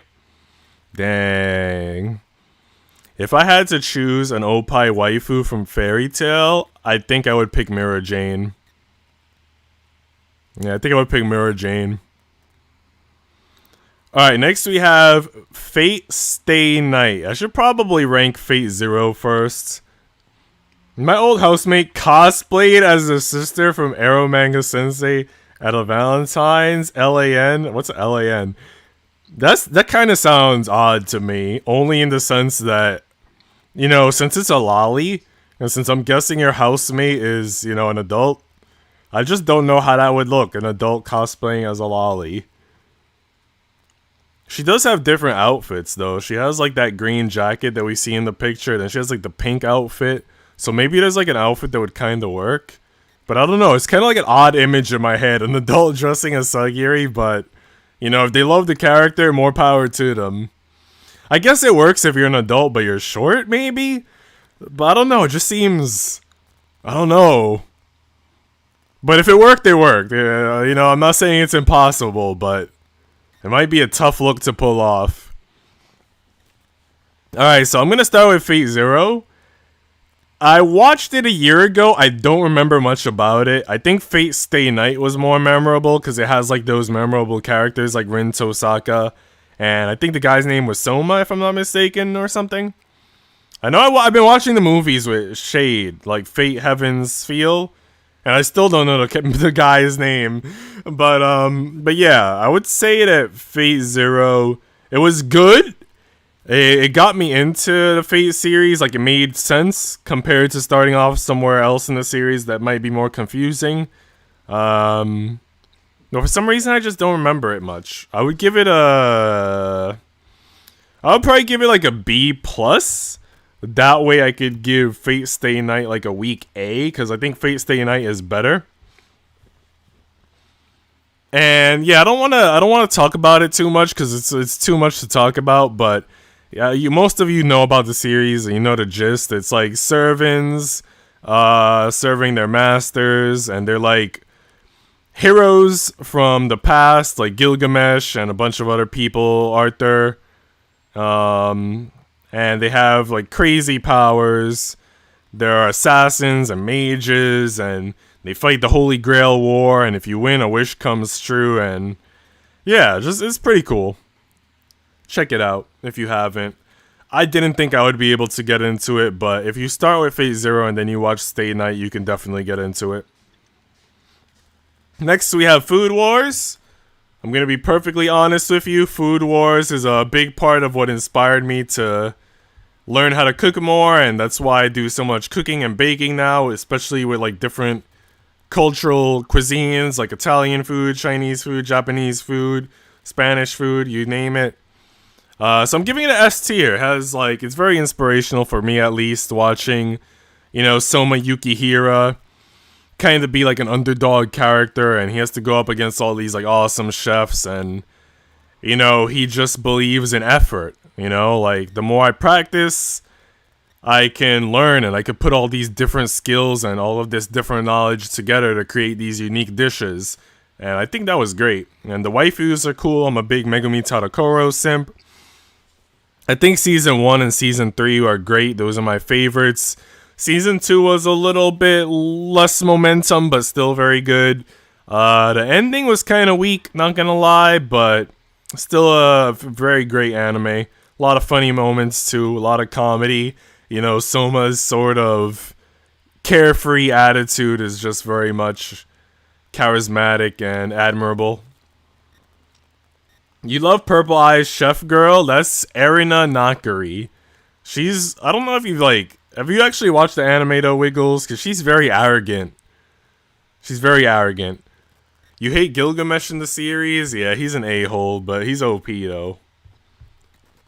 Alright, next we have Fruits Basket. I don't think I have to say much about this because it's such an old anime that I think everybody knows about it. But it's probably my number one shoujo. One girl, a bunch of different guys. Yeah, it's very cute. I'm not gonna lie, I didn't watch all of the anime, but I read all of the manga. So I do know the full story, so which is why I still put this on the list. Yeah, I don't know. Like, I watched some of the anime, but, you know, since I read the manga, I'm just probably going to leave it at that. But it's a freaking great story, so if anybody's into shoujo and they haven't checked it out already, I highly recommend it. All of the characters are kind of based on zodiac signs, and they could transform into the animals from the zodiac, and I won't spoil too much, but it's very cute and very fun. One of my female friends in high school recommended it to me, and then I checked it out way back. Freshman year of high school. Alright, next we got Full Metal Alchemist Brotherhood. I'm gonna give this like a strong B tier. I know that this was like #1 anime in a lot of countries and for a lot of people, but I'm not a big fan of Full Metal Alchemist. I think that it had one of the best endings in anime, up there with Code Geass. And the plot was like somewhat interesting. You know, try to get my brother's body back and all that. But the characters themselves I found kind of bland. You know what I mean? I don't know.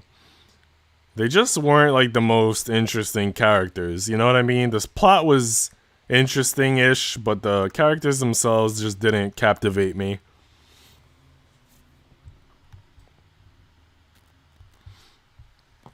Next we have one called, hold on, let me think. Full Metal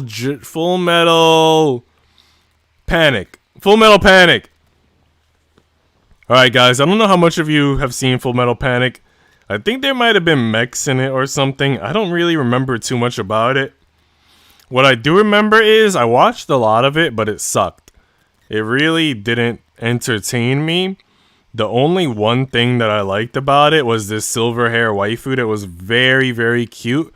Her name is Tessa Testarossa. So you could like Google her if you want to look at images. So she was hot, but the anime itself was a D tier anime. I couldn't get behind Full Metal Panic. Like 6'2", and it just looked hilarious. We had to dress up as our waifus. And LAN was a video game society meetup where we all took our PCs to play games together over 24 hours. Dang, that does sound like it looks hilarious. Dress up as your waifus? Who did you dress up as, Aurora?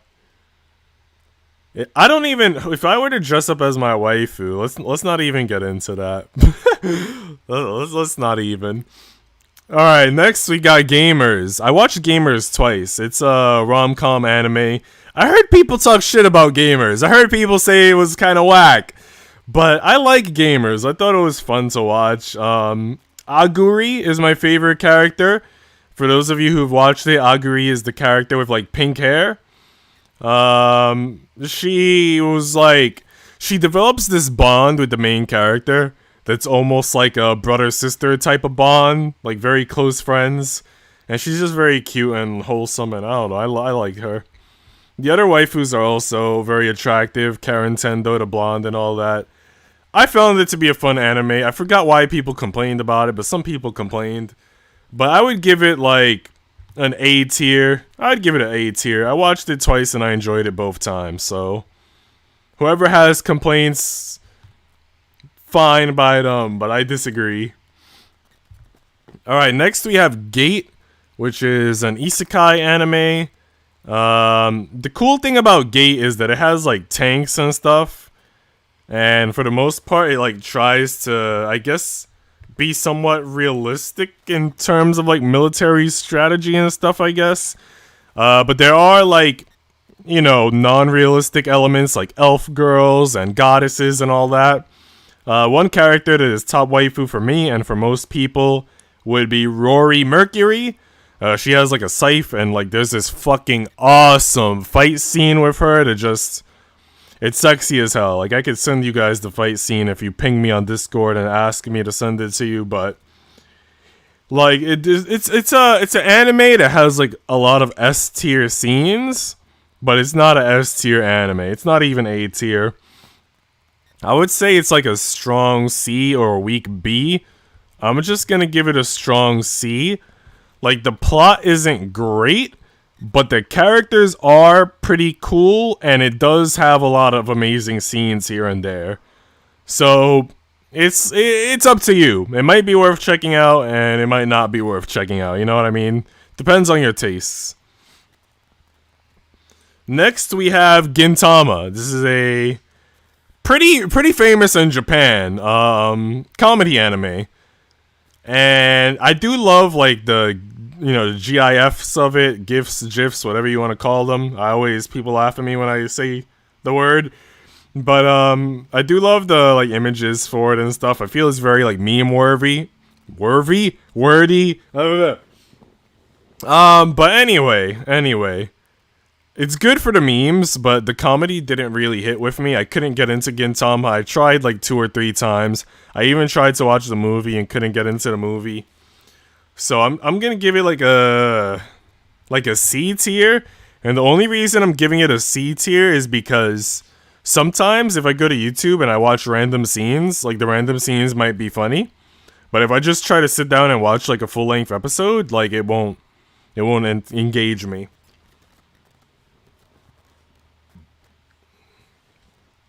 One Cent Tank Army, hell yeah. Fruit Basket is the best, hell yeah. You better mention Rory.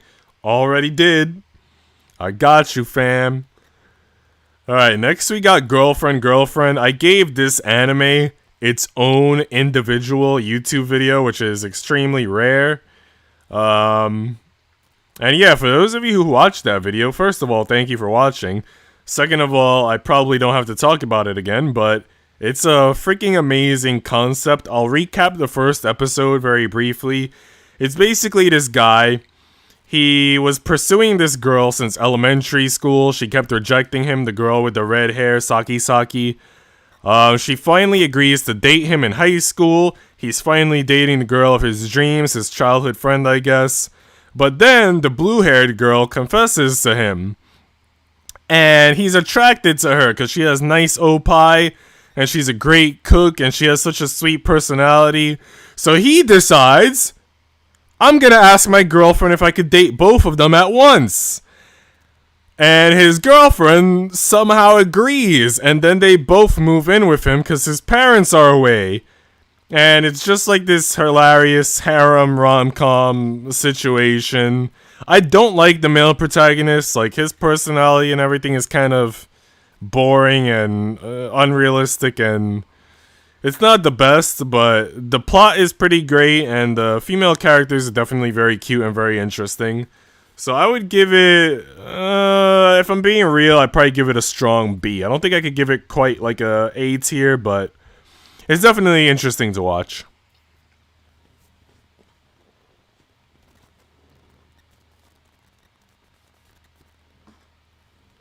Next, we have Goblin Slayer, which I watched the movie for as well. Goblin Slayer, it's kind of weird, man, because it's that anime that it's just him fighting freaking goblins, right? You feel like nothing's really happening, but you kind of want more of it. Personally, I think also, I've heard other people say it. I know that the first episode was very controversial because of the RAPE, but I personally wish that there were more episodes like the first episode, and I've heard other people sort of share a similar sentiment. And the reason why I want more episodes like that, and some other fans want more episodes like that, is because that episode was kind of realistic, right?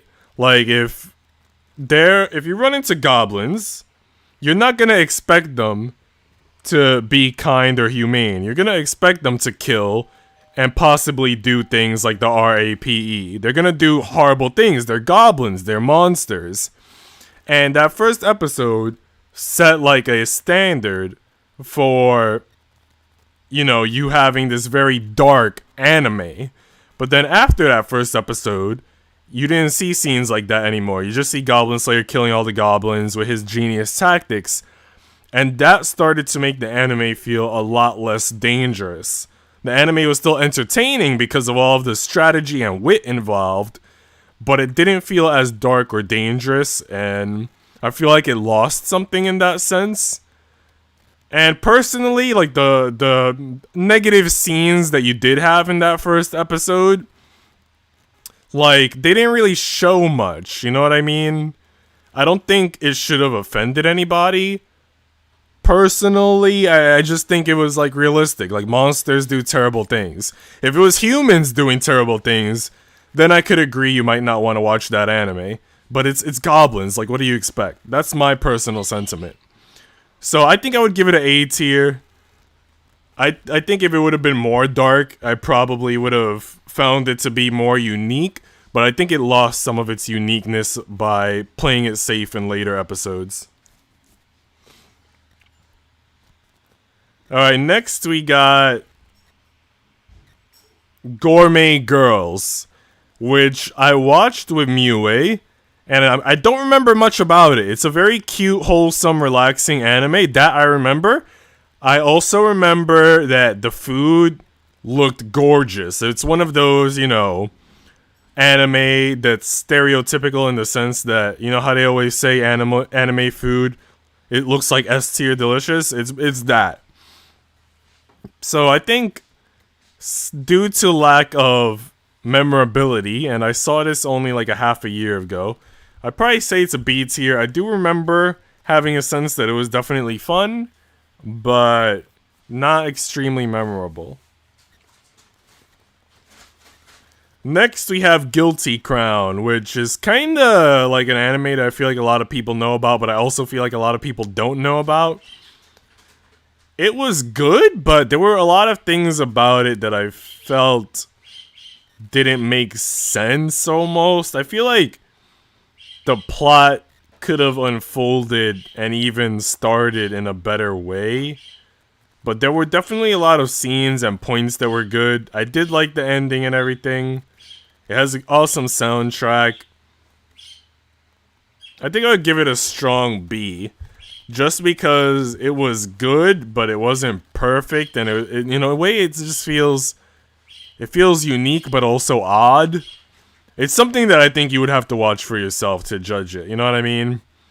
And I don't want to give too much away, and I also don't remember every little detail, so yeah. Next, we have Guren Lagen. Very popular mech classic anime with Yoko, red-haired, big opai waifu. To be honest, I think Guren Lagen, for some people, would be a S-tier anime. I'm not the biggest fan of mech anime, and I did enjoy Guren Lagen, but I think it would just be a strong B tier for me. I think people would probably be like, "Oh, Guren Lagen's perfect. It's such a classic, yada yada," but it's just not to my taste. I think that it definitely had strong scenes. It was definitely very cool, but it's just not my type of thing. At least not for S tier. Or A tier. Next, we got Rom-Com, Harem, Haganai. It has 2 seasons. I think I watched it twice. The first time I watched it was better than the second time. The first time I watched it was also when I first started watching anime. The second time I watched it was after I had watched a lot of anime. So very different perspectives, obviously. There are characters that I very much like. I do want a Sena. I forget her last name, but you know, Sena, the blonde, big opai. I want a figurine of her, but they're very expensive. I do have a figure of one of the lollies, Maria Takayama, and I want one of the figures of the blonde Imoto, Kobato Hashigawa, I believe her name is, or Hasegawa. But yeah, it has its funny moments. Also, some episodes are kind of more on the boring side for me, though. I think I would give it like I would give it an A tier because it's very memorable at the very least. It definitely stands out among rom-coms in some sense. I cheated and I looked up the ending because I didn't want to read the light novels, and I must say that based on what I read, the summary, the ending sucked. The ending sounded terrible, like absolutely terrible. But it is what it is. If you just watch the 2 seasons and leave it at that of the anime, I'm pretty sure you'll enjoy it. Next, we have Toilet Bound Hanako, which I believe most people have seen. It came out in 2020, if I'm not mistaken. It's a very supernatural anime. I did read on to around chapter 75 for the manga. It's like this character who's one of the 7 mysteries of the school. He's a ghost. He has a knife. He fights with a knife. And there are other like supernatural ghost beings. And the human girl kind of meets him, and she ends up having like a short lifespan. Like she's supposed to die soon, and things happen, and you watch it, and I'm pretty sure you'll enjoy it. Most people found it unique and enjoyable. I think I would give it an A tier. I very much enjoyed the manga and the anime. So yeah, check it out.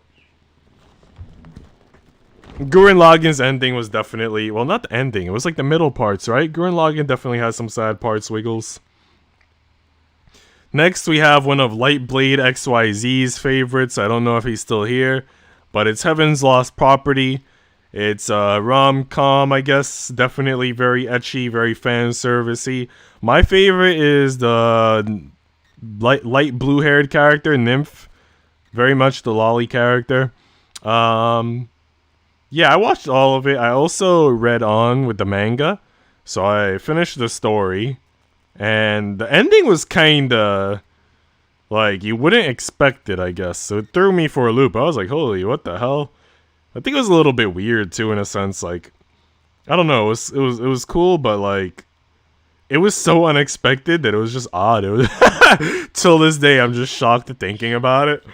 But yeah, it was very much a fun ecchi anime if you need some ecchi. I haven't done a YouTube video about it because like I feel like everyone's seen it, but I don't know if that's the case. But I would give it an A tier. If I decided to read the manga to the end, that tells you how enjoyable it is. Next we have Higehiro, which is a newer anime. I'm not sure if it's a 2021 anime, but I think it is. It's basically about this guy who is in love with a woman who's in the same workplace as him, but he's constantly getting rejected. And on the way home after getting rejected, he's drunk and he comes across this high schooler who's run away from home. And he decides to take her in because she has no place to stay. Her name is Sayu. And, you know, it's kind of complicated because, you know, it's illegal. It's illegal to have a minor who's not related to you and you're an adult living with you. But at the same time, it's like you don't know why she ran away from home, right? So if you report it to the cops, they might take her back home and she might be in a dangerous environment again or something. And if you leave her on the street, obviously she's going to end up in a dangerous environment. So it's kind of like one of those moral dilemmas. Like, you take her home with you, and you might not have bad intentions, and she might be safe with you, but what you're doing is illegal. And that's kind of, I guess, the draw of the anime, and what makes it interesting for people, the fact that you have this moral dilemma, and the main character does a very good job of, like, trying to take care of her and not cross that line, and they very much kind of try to explore that moral dilemma in the anime. I don't know how well they do it. I don't really want to judge. But it's an interesting anime, and it has a manga, and the manga's art style isn't great in my opinion. So I would very much like if there was a season 2 to the anime, because I'm curious to see how the story goes. I would give it an A tier for me personally. I think the concept is interesting. I think people are gonna have mixed feelings about like the concept and whether or not we should have anime like this or watch anime like this, but personally I don't mind exploring these moral dilemmas. Next we have High School DxD. Everybody knows what this is. It's pretty much pure ecchi fan service. I watched it with Exodia because it's pretty much Exodia's favorite anime. And I was like, F it, you know, if I should check this out, I may as well check it out with a true fan.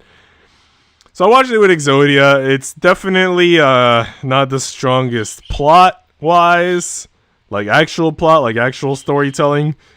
And to be honest, I'm not a big fan of a lot of the characters. I like Asia Argento because she's blonde and she has nice opai.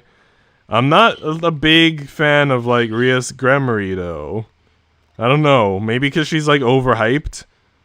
Exodia loves her, so he'd probably get mad if I say that. But in my defense, if I'm not a big fan, that means I'm not gonna steal her, okay? So yeah, I would give this like a B tier, I guess.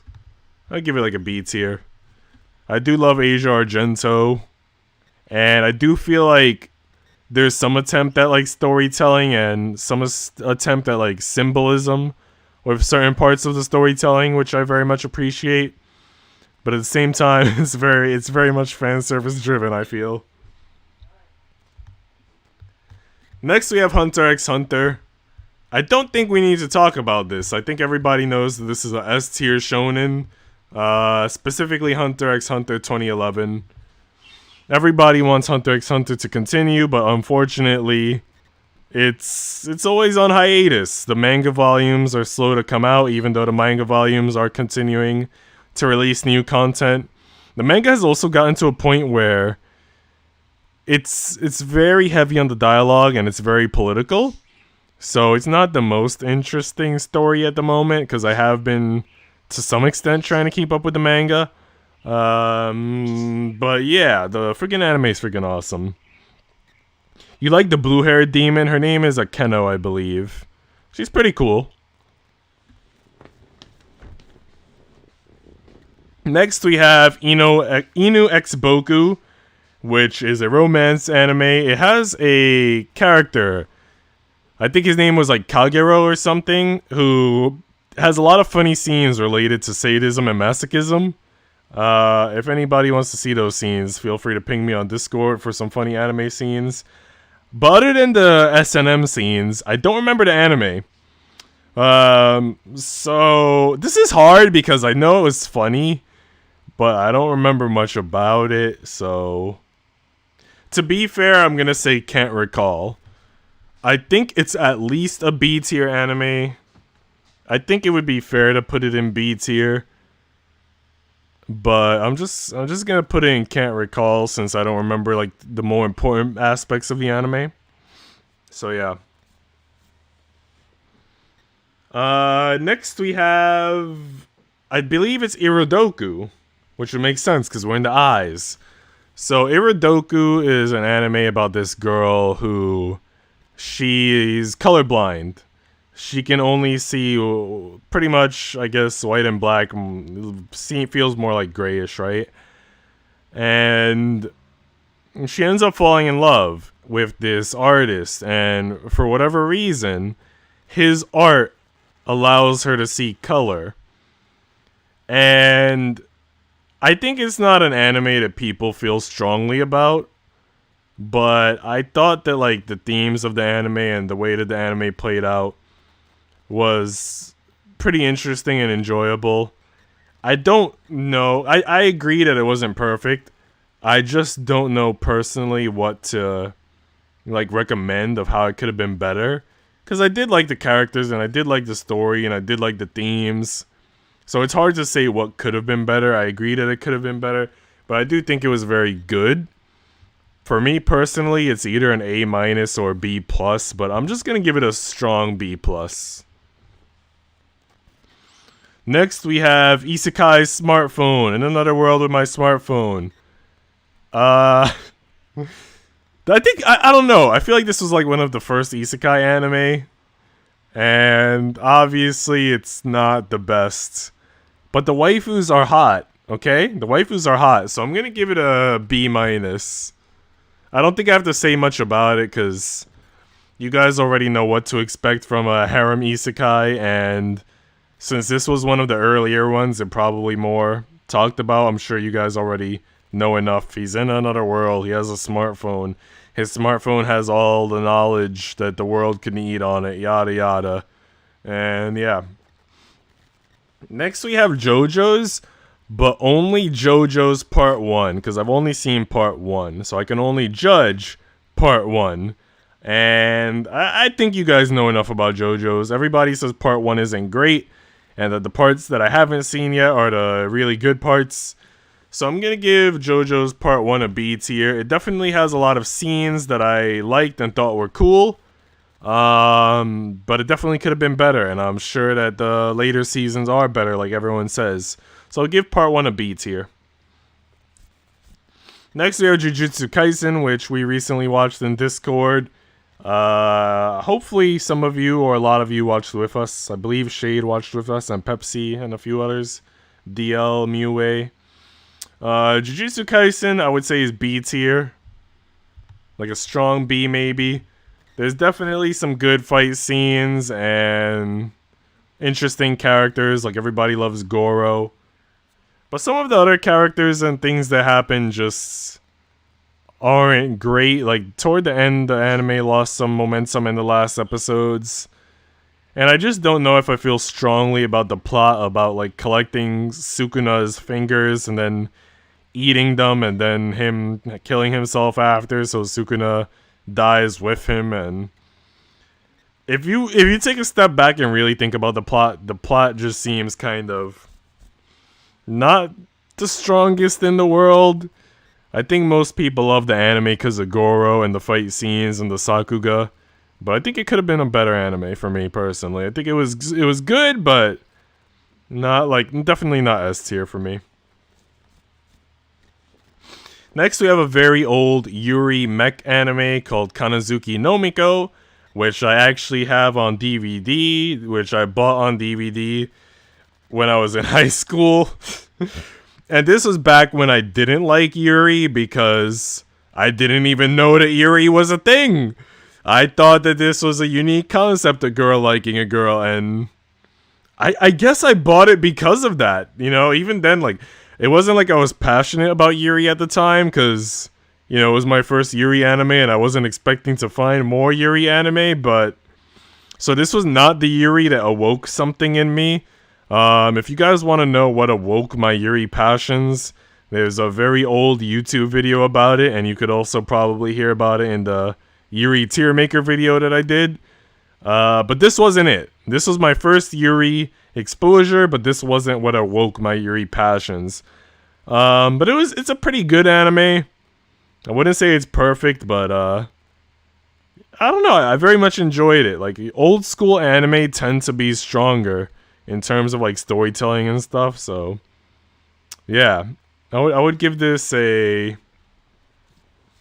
I'm gonna give this a biased rating. I think if somebody else was doing the Tiermaker, they would give this at best, like, a B tier, maybe, like, a weak B. For me, personally, I'm gonna give it a weak A.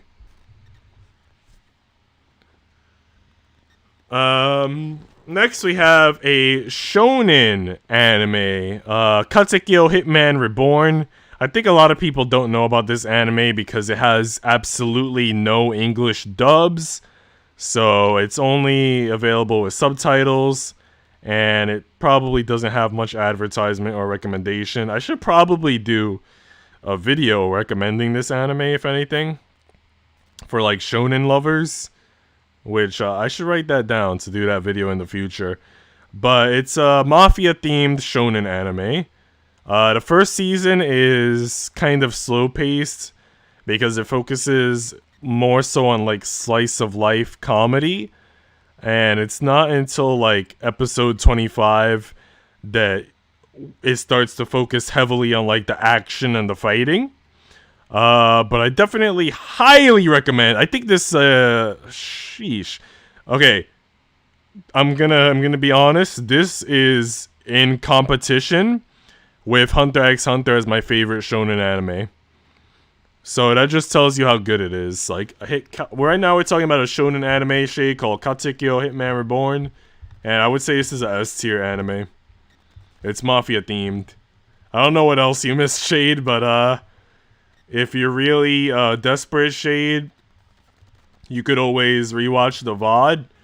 And when the VOD is up, I'm eventually going to add the timestamps to the VOD so people could jump around to parts that they missed or parts that they might be more interested in. So those timestamps probably won't be up until tomorrow, but eventually they will be up. Yeah, next up is Kaze no Stigma, which I actually don't know what to say about its genre. I guess drama would be part of its genre. There's a lot of fighting, magic using.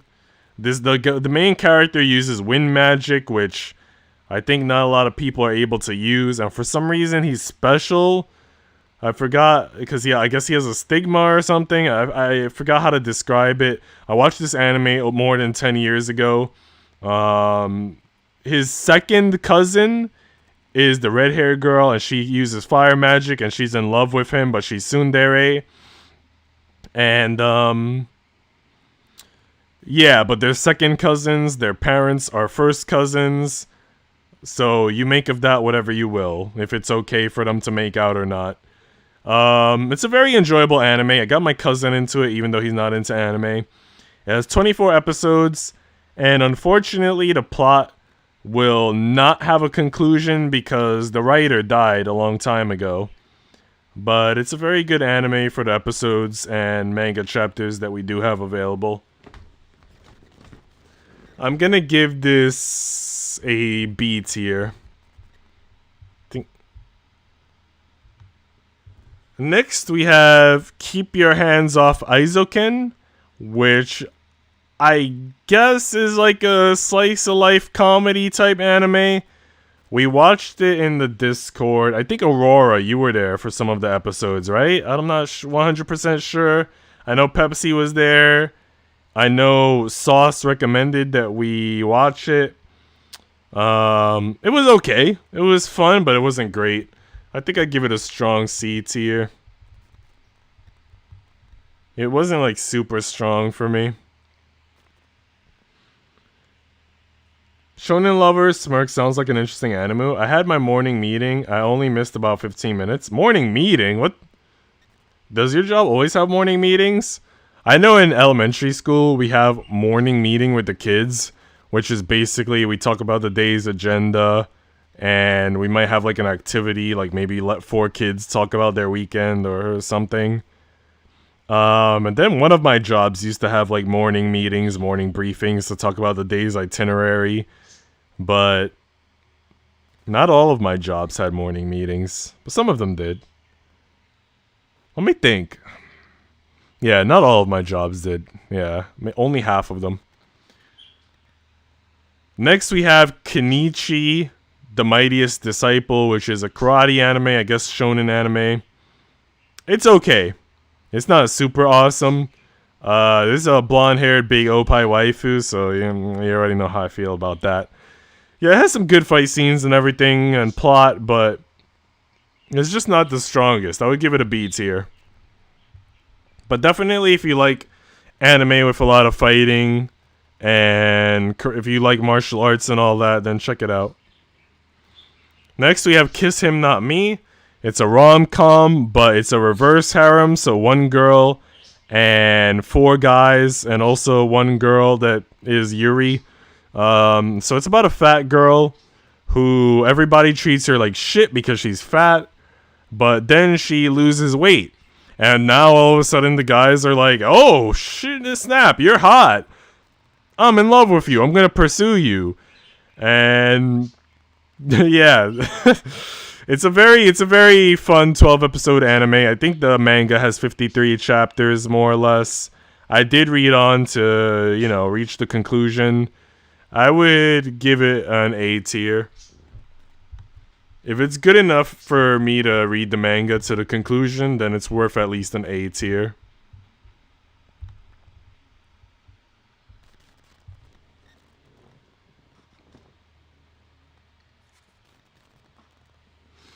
Alright, next we have Kiss Exis.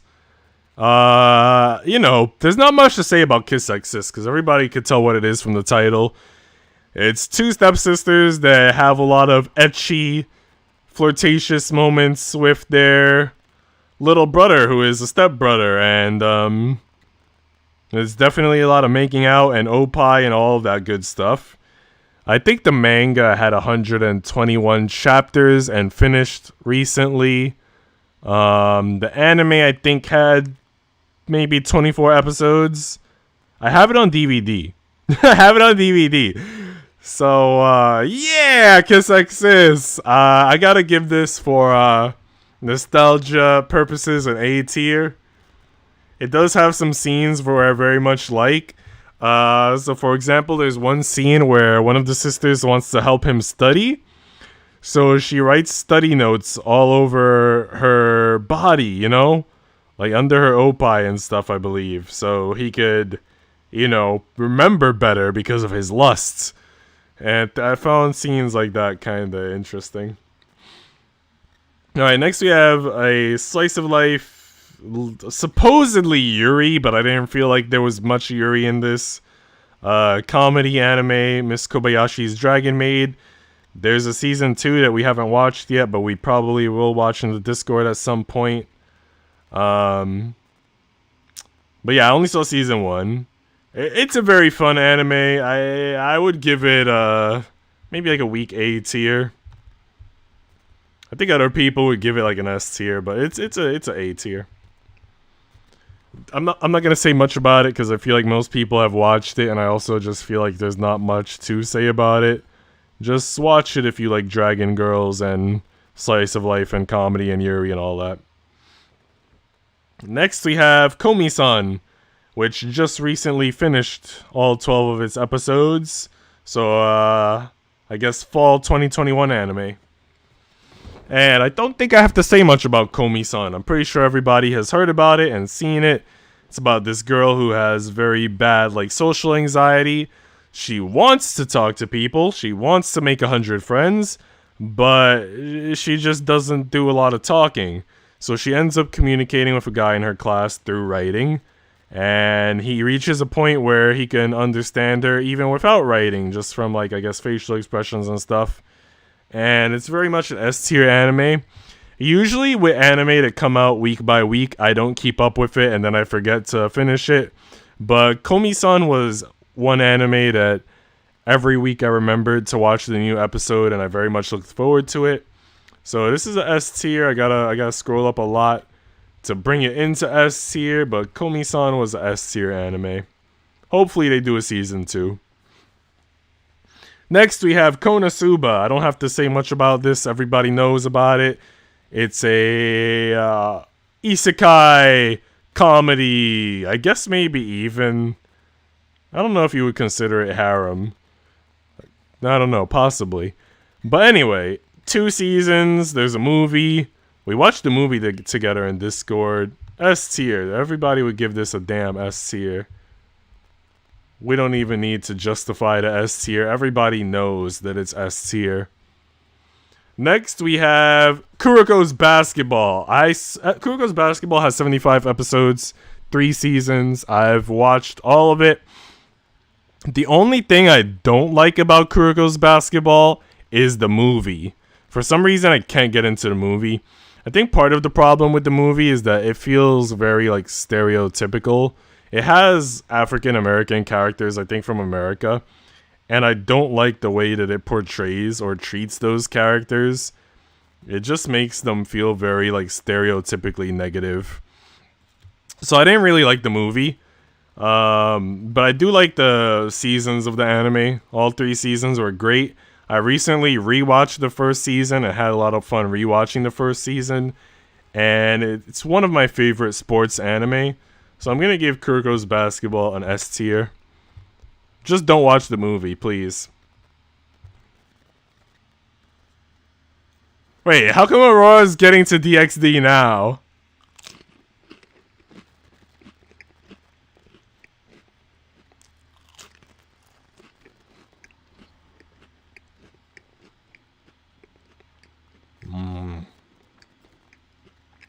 Eating crackers, guys. Hold up.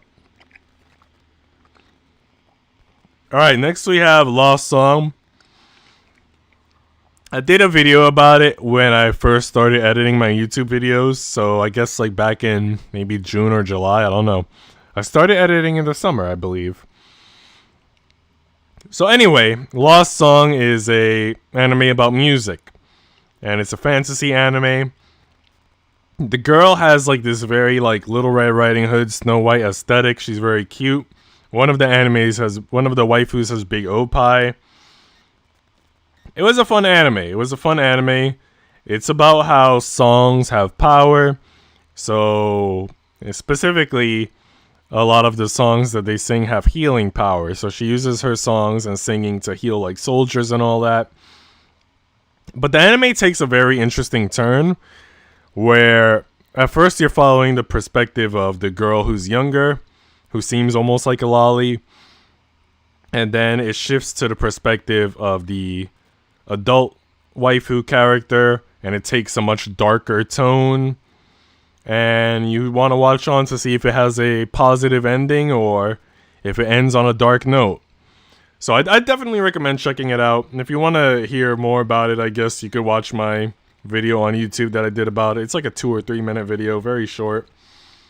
I'm gonna give it an A tier, just because I did enjoy the story. I liked the waifus, and I think that a lot of things about it, like the plot and the aesthetic and all of that, felt very unique. What's going on, Agrom? Hope you're doing well, bud. Next, we have A Lull in the Sea, another one of the anime that I reviewed when I first started editing my YouTube videos. It's 26 episodes, I believe, so 2 seasons that are about 13 episodes each. There's a time skip in it. It's very romance, drama-driven, love triangles and all of that. I'm not gonna say too much about it because if you want to learn more, you could go watch the 2 or 3 minute video that I did. But I was addicted to it. I watched all 26 episodes in one sitting, I think. I believe I stayed up most of the night to finish it. And it was freaking great. So yeah, I'm gonna give this a strong A. I don't think it was S tier perfect, but it's strong A. Next we have Magi, which Wiggles and I watch. This is hard to describe, but you know, it has a lot of magic and stuff. Certain characters that were corrupted by like some sort of dark forces of magic. It's definitely a hard manga to describe, man. You kind of have to watch it yourself, and I can't guarantee that you'll enjoy it. But you might enjoy it. I think it has like 2 seasons, and I watched both. I very much love the redhead waifu Morgana. I don't very much care for the main character, Alibaba. He's not very interesting to me, but yeah, there's some parts of the story that I find highly engaging, and there's some parts that I find less engaging. So it's kind of like, 50-50. I'm going to give it a strong B tier. Next, we have March Comes In Like a Lion. I'm going to talk about this in a future YouTube video. But basically, everybody knows March Comes In Like a Lion as the shogi anime. So I don't know how many people have watched it because of that. Like, most people probably say, oh, shogi, that sounds boring. Or, I don't know the rules, I'm not going to watch that. But as it turns out, there's definitely, shogi moments in the anime. But it's not really a shogi anime. It's more so like a romance, coming-of-age anime. With a lot of drama in it and a lot of dark moments. Like, there's a character who loses his family because he gambles a lot. Characters with like alcohol addictions. Characters where there's family abuse. There's a lot of darkness to it. A lot of drama. And there's a lot of heartwarming, endearing, like romance blooming, and it's a lot to it, It's a very complex anime, I feel. And I was highly addicted to it. I think there are 2 seasons, and I watched it all. And I very much, as you will see in a future YouTube video, I highly recommend it to anyone who would be interested in watching. I'm going to give it an S tier, honestly. I very much enjoyed March Comes In Like a Lion, and I think it's extremely unique. Next, we have Masamune Kun's Revenge. So it's about this guy who, when he was young, he was fat, and I guess this girl made fun of it for it, and she's very beautiful, yada yada. He loses weight, he becomes hot, he asks her out, with, nefarious intentions, and then they end up liking each other, and he still has nefarious intentions, I guess, and I think I ended up finishing the manga for it, so it's 12 episodes, and like the manga has 53 chapters, and it's romance shit, so I read it, I enjoyed it. I'm gonna give it a strong B tier, because it was good, it was addicting, but it also ended up not being memorable, like months later, so like I don't fully remember all of the finer plot points, but it was good.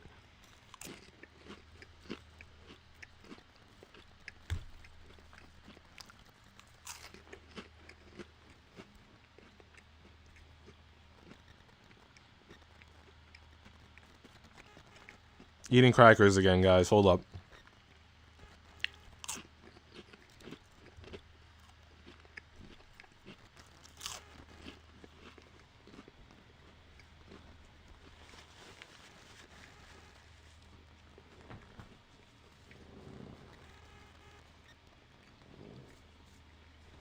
Alright, next we got Mirai Nikki, aka Future Diary.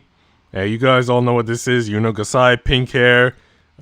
Pretty much the poster child for yandere.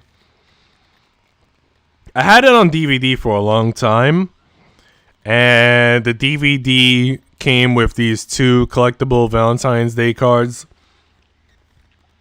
And I sold the DVD because it was worth a lot of money, so I sold it for $90.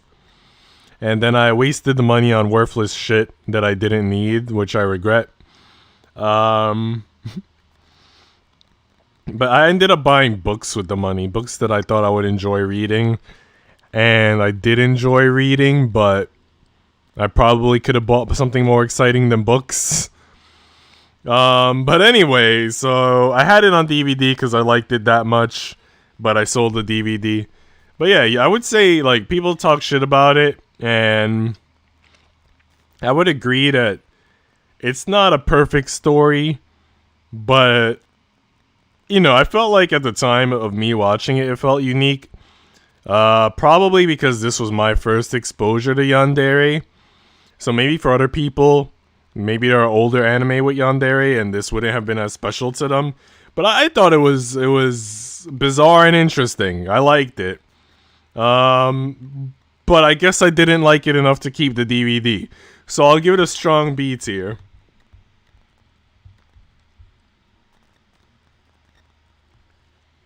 Next we have Mushoku Tensei, which I'm going to advertise.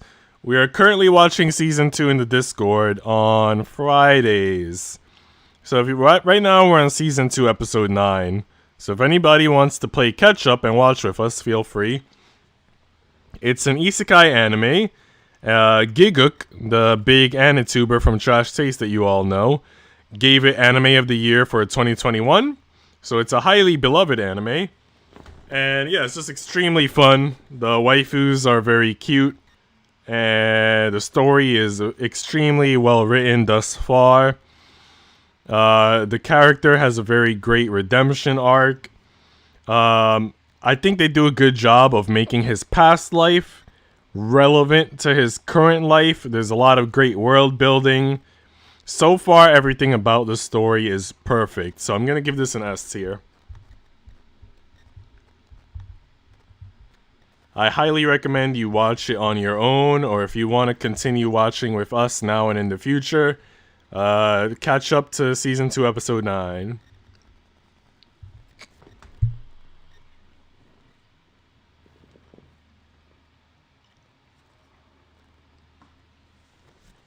Next, we have My Hero Academia. I don't have to talk about this. You all know what it is. Shonen, but superheroes. And I'm just going to give it a... I'll give it a B tier. To be honest, I'm not a big fan of superheroes. I'm not a fan of like Marvel or DC. And I heard a lot of other people say that they kind of lost interest in My Hero as well. So, you know, it's just okay. Next, we have My Little Monster. This is a romance drama anime. I watched it twice. And it's still hard to like remember certain things. I do remember one funny scene where he's... It's like a random scene. You see all the girls simping him or something, and then out of nowhere you see the main character, the guy holding the rooster or chicken, and he's just like, this is a chicken. Its name is Nagoya. And then all the girls are going wild, and it's just like, what the hell is going on? But it's definitely a funny romance anime, and I think my favorite thing about it was that it had some quotes that I found to be like very relevant and eye-openers. Like, I think even though some of those quotes could be quite negative, one quote had something to do with expectations.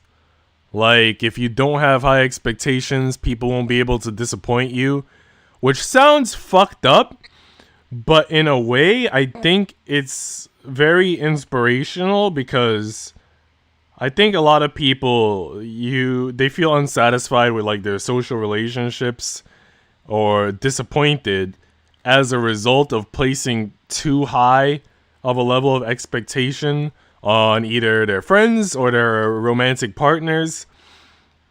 And I think that the quote, even though it sounds very negative to not have high expectations of people, it's a good quote in the sense that you have to remember to moderate or regulate your expectations. I think with certain people, they place like unrealistically high expectations on others. And that's kind of what might ruin those relationships that they have. And I think it's just a good reminder to keep your expectations healthy and maybe just lower them a tad, because people have flaws and people have other things going on in their lives, and they might not always meet your expectations. You still watch My Hero? I think Shade I watched the first 2 seasons and then gave up. But anyway, My Little Monster had funny moments and had good quotes, but it wasn't like the most amazing romance anime, so I'll just give it a B tier. Next we have Non-Baka. Non-Baka is a comedy anime focusing on 4 prisoners who have different skills that they're very good at. Like one of them is like a code breaker, I believe, and they're just constantly trying to break out of prison. It's a stupid anime. Aurora, you know how Aurora said earlier that it has a very good, that we like anime with very good opening songs. So this had a banger of an opening song. It wasn't the most memorable or amazing anime though. I did enjoy it while I watched it. I'll give it a C tier. Word 789. Look, I ain't trying to diss, but everybody DBZ is #1 anime ever. Then is JoJo's Bizarre Adventure. I don't even care, bruh. Well, I got sad news for your words. I don't even have DBZ on this list. Only because I never came close to finishing DBZ. So I used to watch DBZ when I was younger, but I didn't watch enough to give it a solid rating. So I kept it off the list. When I watched episodes, I used to watch a little bit of the Frieza and the Cell arcs, but beyond the Frieza and the Cell arcs, I haven't seen anything, and I didn't even get to watch all of the Frieza and the Cell arcs. So what I do know of DBZ, I mostly know from the video games. JoJo's Bizarre Adventure can't be B tier. It is B tier, and I'll tell you why. You weren't here earlier, so you missed it. It's B tier because it's only JoJo's Part 1. I haven't watched Part 2, Part 3, or any of the other better parts. So, Part 1 I would say is B tier. And I think JoJo's fans would agree that Part 1 is not the best. So I have to watch more before I could rate it more highly. But that's only Part 1 that's in B tier. I'm starting to think I don't even know you, Nico. Wait, why? What? What? Why?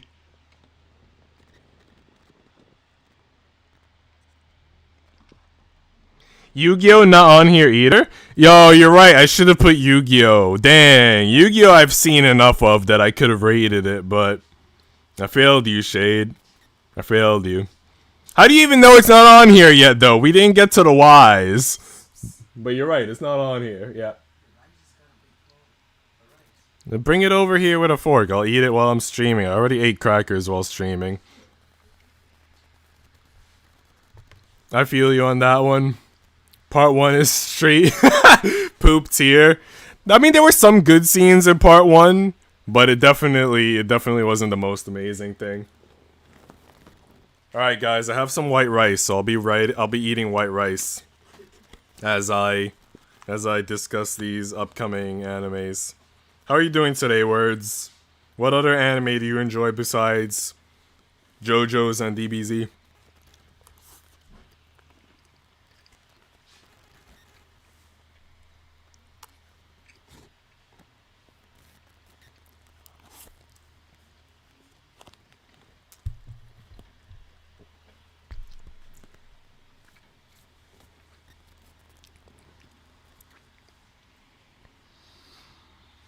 Okay, next we have Naruto. I've seen all of Naruto from before the Shippuden arc, and then I saw maybe half of Shippuden. So I didn't see the ending. I didn't get to see him fighting Madara and all that. But from what I saw, I would give Naruto an A tier. There are a lot of good things about Naruto. In some ways, it could be inspirational. Him, always doing his best, having guts, all of that. Some of the fight scenes are obviously very great. But I just wouldn't give it S tier, man. It's because it's one of those things that it's good as an adult, but it's better when you're a kid. In middle school, it was the bomb. But then, as an adult, it's just okay. Hellsing Ultimate? I have not seen Hellsing, but I have heard a lot of people talk about it. ASMR Rice Mukbang time? I guess so. Next we have My Next Life as Villainess, which we watched in the Discord. For those of you who were lucky enough to join in. This is like a reverse harem, one girl, multiple guys. Also some girls, some Yuri. Yeah, I don't know how to describe the plot though. Like, I don't know if I would say it's comedy or what. But it's a very fun show. I think it has a second season out that we haven't watched yet. I would give it an A tier. We enjoyed watching it in the Discord. And it's definitely a very beloved anime. Next we have Nisekoi. And Nisekoi is going straight to S tier, bro. This is one of the best harem anime. I finished it via manga. So I did read the manga. The anime had 2 seasons, which were great. I'm pretty sure everybody has a ship, whether it was Toge or Onodera. And yeah, I don't need to talk about it because everybody knows about it. Please add DBZ, Naruto Abe tier, but no, because I saw like over 200 episodes of Naruto, but I've only seen like maybe 20 episodes of DBZ tops, so I don't think it would be fair to rate it. I would literally need a tier that says can't be rated or something, because it wouldn't be fair. If you want me to rate, you know what, words? I think there might be a video on my YouTube of me doing a tier maker and rating some of the Dragon Ball Z games. But that's like the best I could do for you, like rate the Dragon Ball Z games. The anime I haven't watched, so I can't rate it. And all the games that I rated were like PS2 and Game Boy Advance era. I haven't played the newer ones. Where's JoJo Part 3 to 5? Dang. Is it bad that you've never watched Naruto? I mean, it's really good, and it is classic, so I think that is pretty bad, Aurora.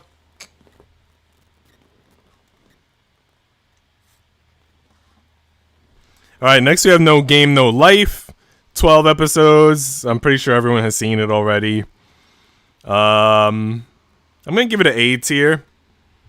Not all of the episodes were equally as enjoyable, but it does have some banger episodes. Pretty sure everybody loved it for the most part. The waifus are cute. It's a thinking man's anime. You know, Sora and Shiro, they're geniuses. I tried to continue No Game No Life with the light novels, but it felt like no plot was developing. Like, it was so... I feel like the ecchi was stronger in the light novels than it was in the anime. Just like reading the descriptions of the ecchi, it was just like, I can't, bro. I can't. I'm out. Yo, Wiggles. I forgot to put Maid-sama. Not gonna lie. And I forgot to put Yu-Gi-Oh! And I forgot to put Madoka Magica.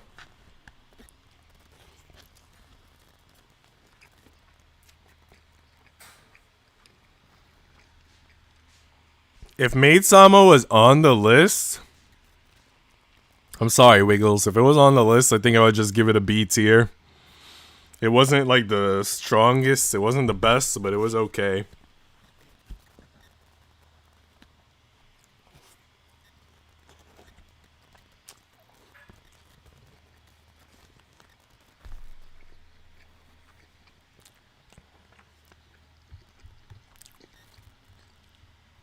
Let me see. Is there no One Punch Man? Maybe Z. One Piece. Yeah, I forgot One Punch Man too. But I did see both seasons of One Punch Man. So I could just tell you right now that if One Punch Man was on the list, it would be S tier. I did watch season 1 multiple times. I watched season 2 only once. And I've also read the manga, a lot of it, beyond season 2. But yeah, One Punch Man would be S tier. I don't know, there's a couple of freaking anime that I forgot to put on here. I'm disappointed in myself. Next up, yo, what feels bad, man? Dang. Next up, we got Noragami. It has 2 seasons. I've watched it twice, I believe. And I've also read some of the manga beyond season 2. A lot of people say that it's pretty trash tier in some ways.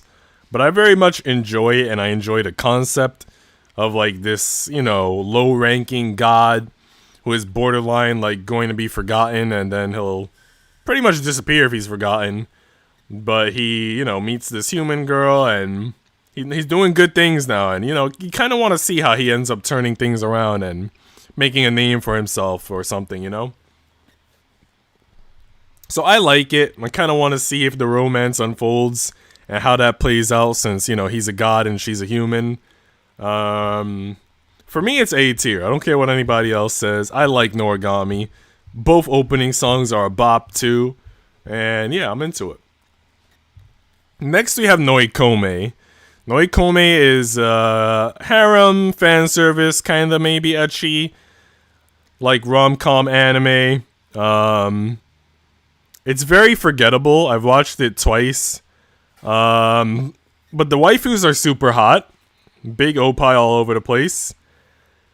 And the concept is that the main character, the guy, he has like this curse upon him that's basically called absolute choice.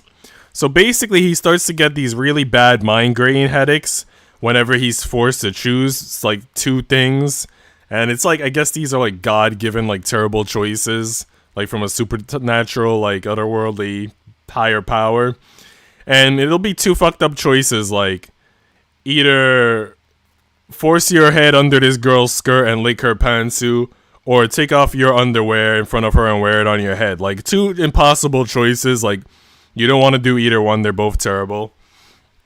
And he has to make a choice, otherwise the headache won't go away. And he does these stupid things and yada yada, hot waifus. I'm gonna give it a B tier. It's B tier because it's forgettable, but the waifus are super hot, so yeah.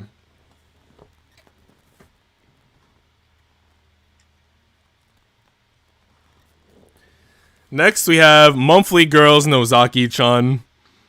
And I've seen this one twice, 2.5 times probably. It's a rom-com. It's on Netflix. It's on Netflix right now. One of my friends has it on DVD. He recommended it to me. It's very funny. The characters are pretty unique. I like this one character. Her nickname is Lorelai because she's good at singing.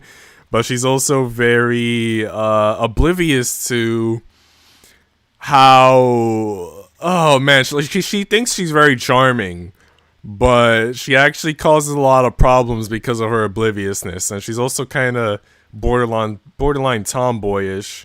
So she's a funny character. And it's a good anime. I recommend checking it out. I'm going to give it a strong A tier.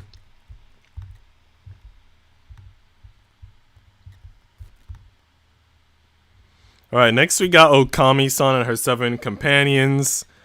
And I watched it all, but I don't remember anything. So this is going straight to Can't Recall.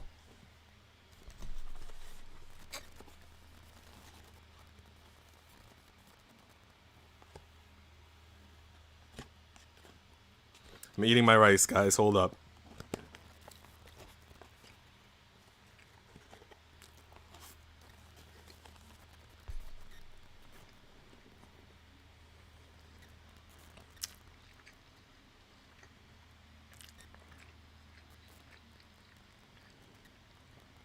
We're almost at the 3-hour mark. Jesus Christ.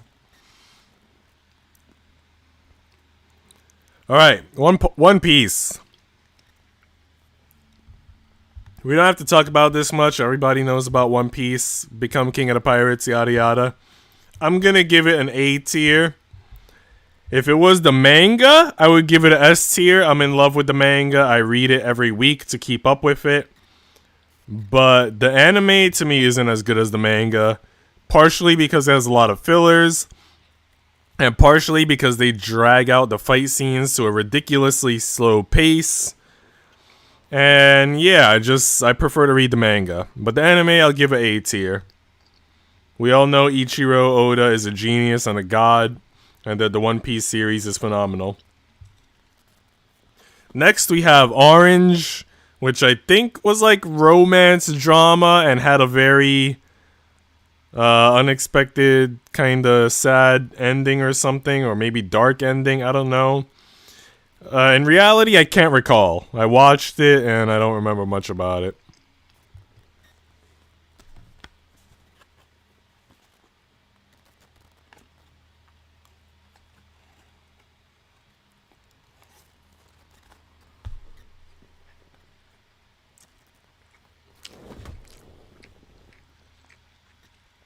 I'm like not even chewing my rice, I'm just swallowing it.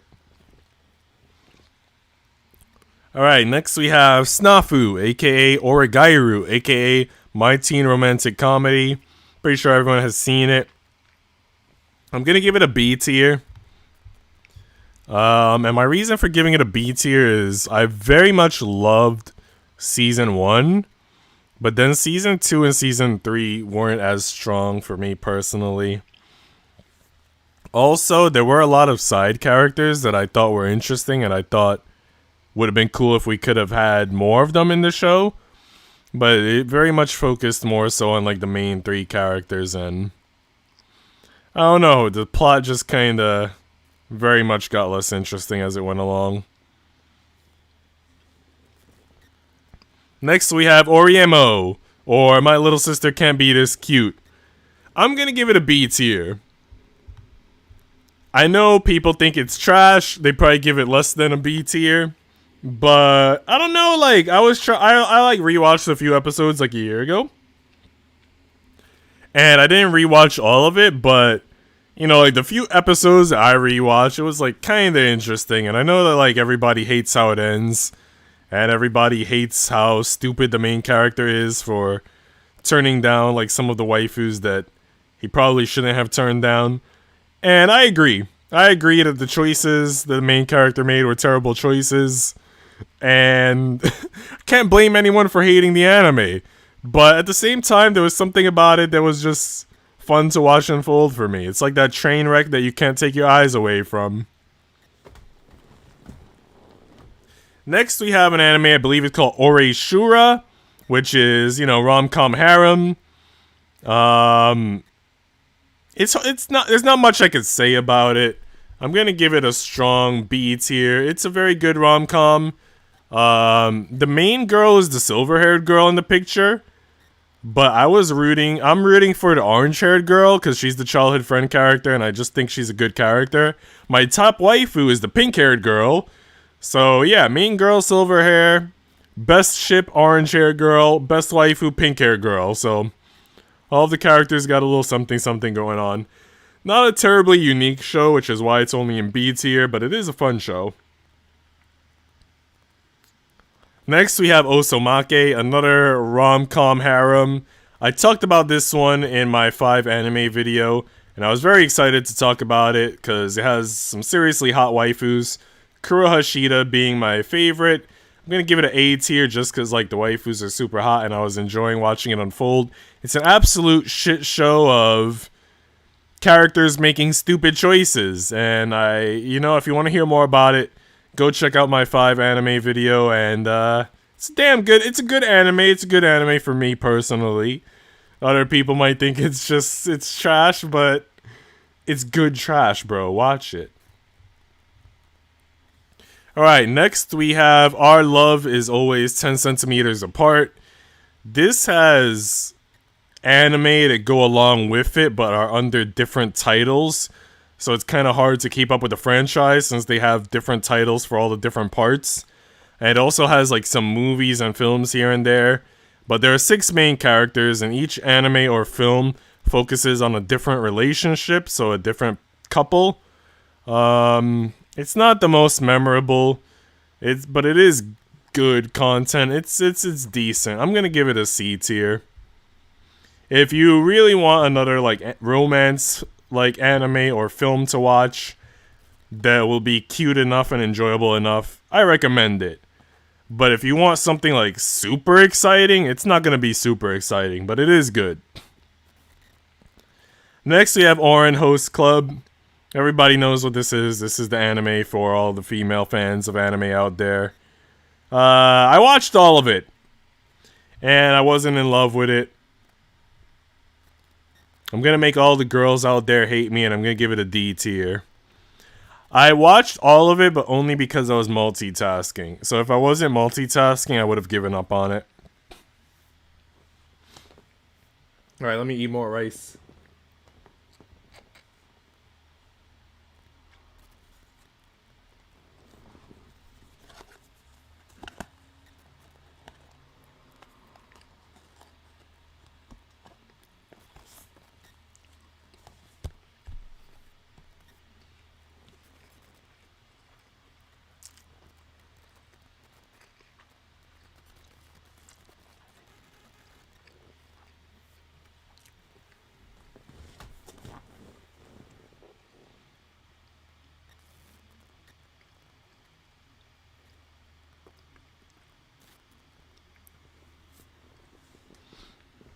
Okay, next, I believe this is, I know what anime it is, I just don't remember the dang name. I think is it Photokano?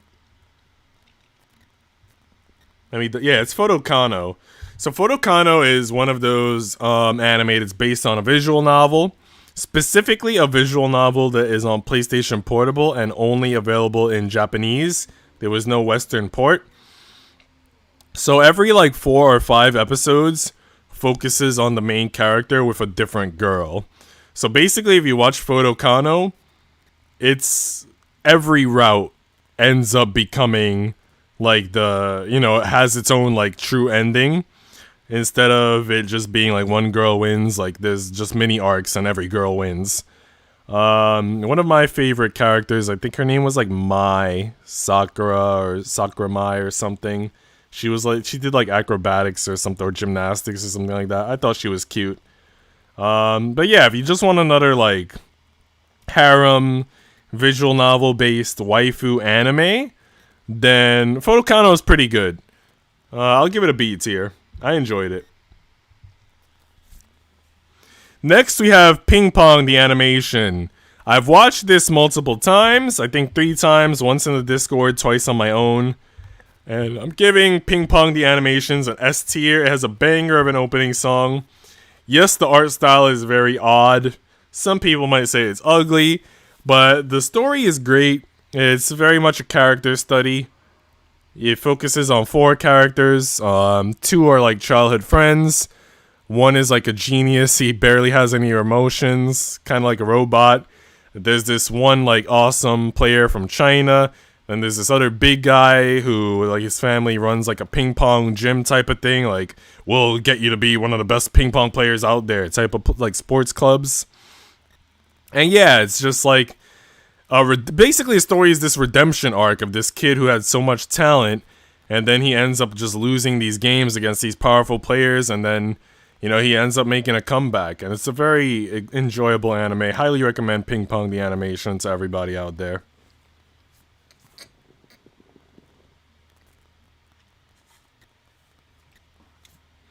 Next we have Pokemon Indigo League. I rewatched Pokemon recently, guys. So I think like in December, when I first started to feel very sick, as you guys know, like, I haven't been the healthiest the past 2 months. So when I first started to feel really sick and I wanted to relax, I ended up rewatching Pokemon. So I'm very familiar with all of Pokemon Indigo now. And one thing that I was talking about recently, I think on a stream or something, or maybe with Shade, is that freaking Ash never actually beats, like, most of the gyms. Like, most of his gym battles get interrupted by Team Rocket, and then he gets the gym badge for defeating Team Rocket, which I thought was stupid. But other than that, Pokemon ended up being very enjoyable, despite the fact that I'm an adult now, so I'm gonna give Pokemon an A tier, bro. Pokemon banger.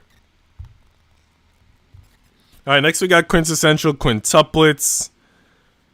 I'm gonna give Quintessential Quintuplets an S tier. I think it's a very memorable, enjoyable, and divisive anime. Divisive in the sense that a lot of people are probably going to pick a different best girl, either Miku or the tsundere one, I think Nana or something for most people. I haven't found that many fans of Ichika or the other two, but Yotsuba or the other one, but it's a highly beloved harem anime. I will say this, the manga, because I read all the way to the end, the manga got pretty boring toward the end, but the anime is extremely enjoyable.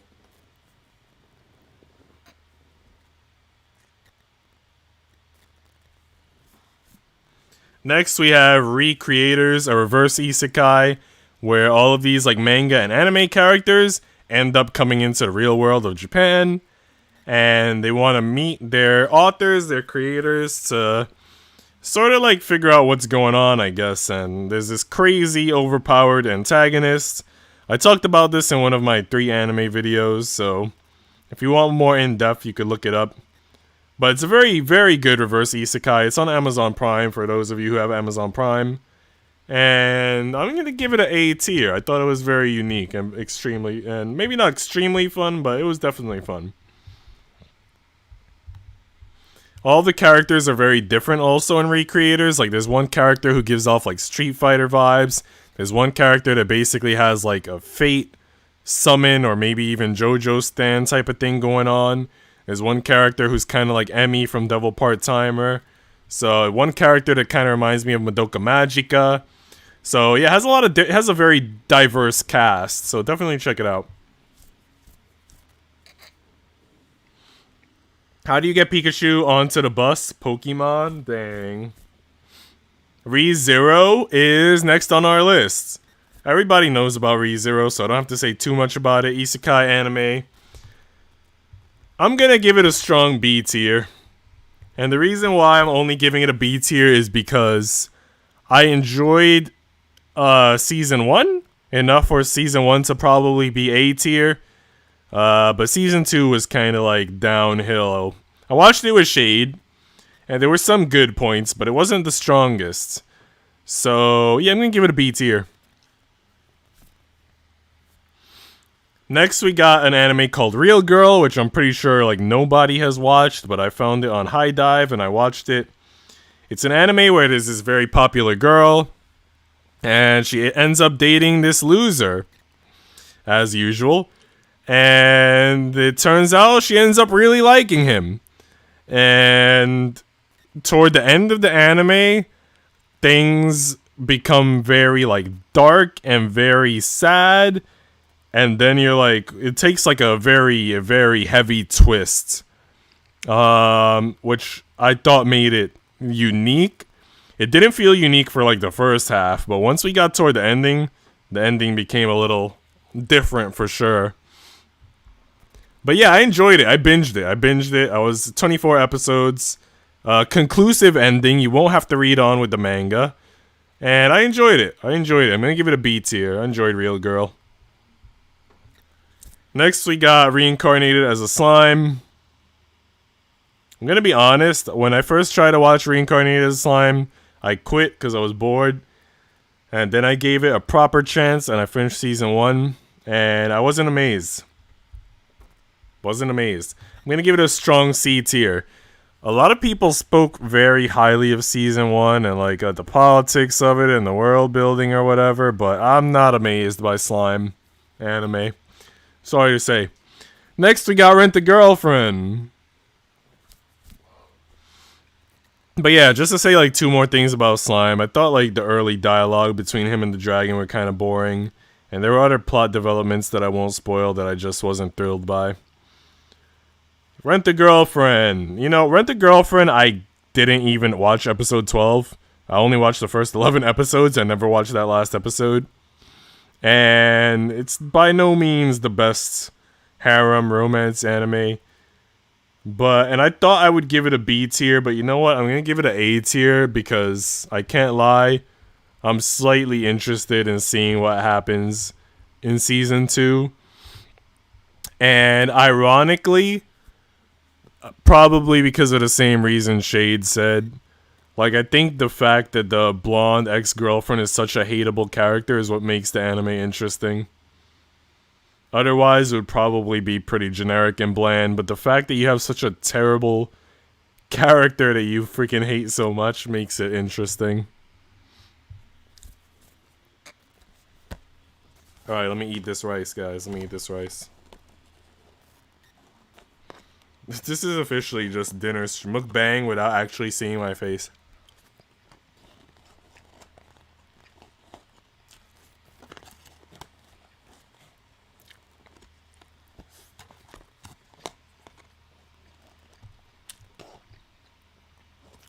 Which one is Rimuru? She the pink hair one?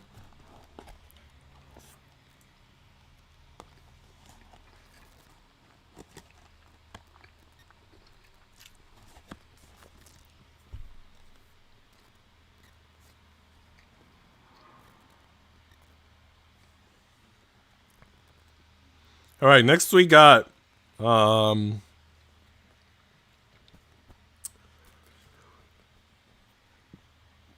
man, I think I'm gonna get hiccups. Next we got, what's it called? The one with Raftalia.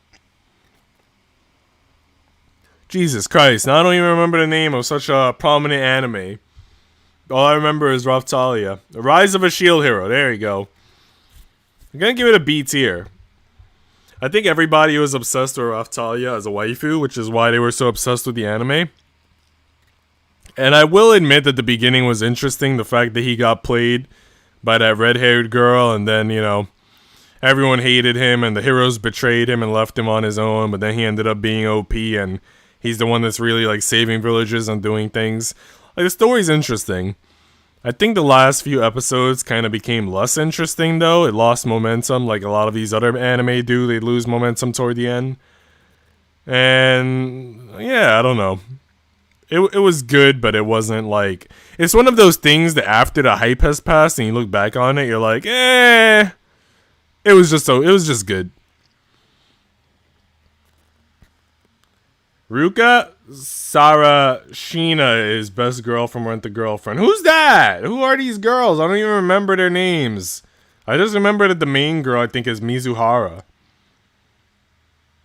Who is best girl in Rent a Girlfriend? For me? If you're asking about me, I don't know. I would either have to pick Mizuhara or the pink-haired one. You know what? Isn't there supposed to be a fifth girl, though? I think in Season 2 there's going to be a fifth girl. So we might have to hold off on choosing. Next anime is Rosario Vampire, one of the first earliest anime that I've watched. Harem, multiple waifus, witches, succubuses with big opie, lollies, all that stuff. I'm going to give it a D tier, honestly. It's not the best harem anime. By any means. I know that there are people who probably get mad because they love the waifus in it, but the story itself is just not interesting. Next we got Saikano, How to Raise a Boring Girlfriend. I'm sure most people have at least heard of this anime. I don't know how many people have seen it. It's on Amazon Prime. I watched it. It's good. It was entertaining. I was rooting for the blonde girl, because I think she's like the childhood friend character. And usually I root for the childhood friend characters. I'm going to admit to that. It's okay. I definitely watched it all the way. I found it engaging, but it's just not extremely unique, I guess. So I'll give it a B tier. Next, we got me and Aurora's favorite, Psyche K. You ready, Aurora? We already know. I don't even have to say anything. S tier. I've watched this freaking anime like more than 10 times, like both seasons. I have it on DVD. It's like the best anime to just chill to, like just relax and vibe. It's like, obviously the first time you watch it is the only time you're probably gonna LOL, laugh out loud. Maybe you'll get some LOLs during your like second watch and all that and afterwards. But mostly it's just like entertaining and relaxing, and I love it for that. So yeah, definitely a Psyche K, #1 comedy in my books. With probably D-Frag being like the second best comedy, which I also gave S tier to. And yeah, if you want some laughs, go watch Psyche K.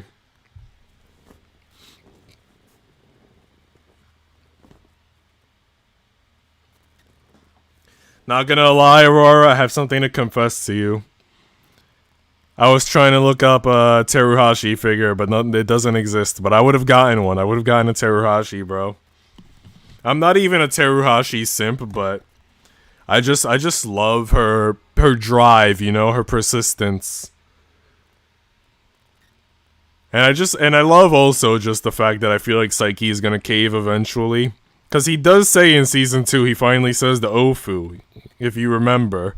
So I feel like, I feel like he's gonna cave. I feel like he's just being tsundere.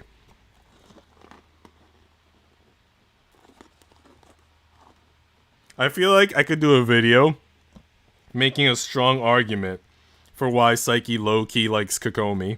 After seeing it like 10 times, I think I know like all the ins and outs.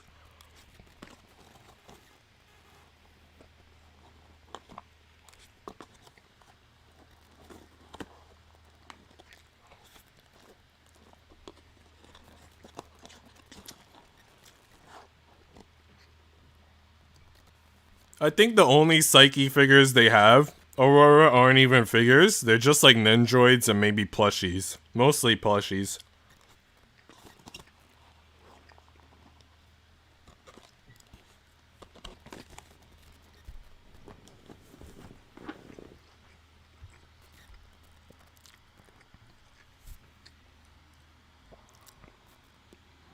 Next we have Sailor Moon. Okay, so I'm gonna admit I didn't finish all of Sailor Moon, just like Cardcaptor Sakura. I tried to rewatch it as an adult. Again, this is one of those things that I couldn't keep up with as a kid. And I tried to rewatch it as an adult. And what ended up killing me as an adult was the fillers. I didn't realize how much filler it had, but it has so much filler. They recently did a remake that's like fully canon, I think. And I haven't tried to watch that one yet. But to be honest, I like something better about the art style in the original. But yeah, Sailor Moon, I'll give it a B tier. Again, I'm not the strongest fan of magical girl anime. But you know, Usagi, like the blonde, she's definitely a waifu. And Sailor Moon, definitely a good nostalgic anime. I'll give it a B. He low-key does have a thing for her. Hell yeah. Bro, why won't he just like, bro, why you gotta be tsundere about it? Dang, like we all know he's full of SHIT. I think like if you remember season 2, Aurora, in season 2, the blonde Imu Refuta, she asks like Teruhashi like why she likes Psyche, and Teruhashi is like, well, in the beginning I didn't really like him. I was just mad that he didn't like me, but then, I started to really like him.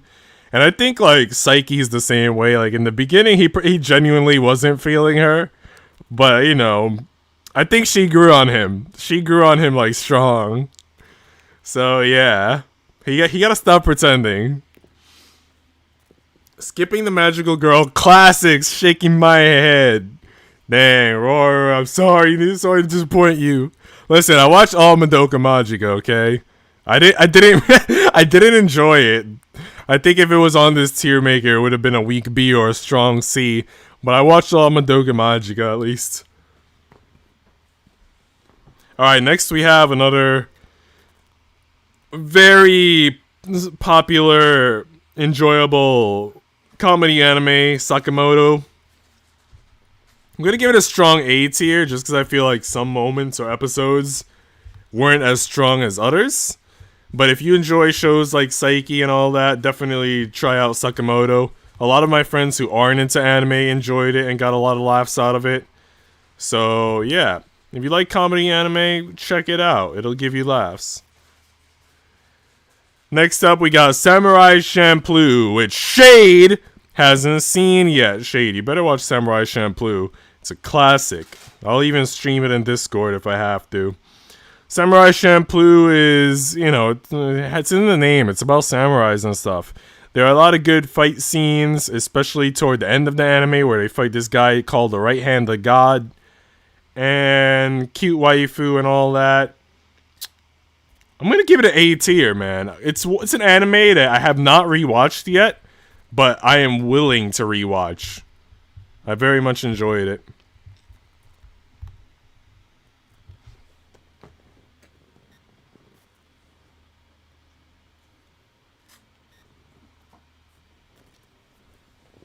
Next, we have another anime that I watched with Miue called School Babysitters, which I rewatched recently. I watched it 6 months ago, more or less, for the first time, and I rewatched it recently because it's very chill.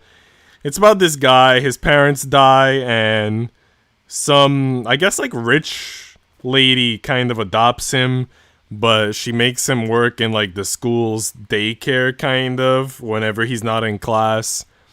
So he looks after his little brother who's a baby and the kids of like some of the teachers. And it's just like a wholesome anime. What I really like about it is that there are these two girls that like him. So there's like a love triangle going on. And yeah, like it's not a conclusive anime. So if I want to pursue and see if like any of the romance actually happens, I would have to read the manga, I guess. But yeah, it's a very cute, wholesome, just very chill anime. I'd give it an A tier.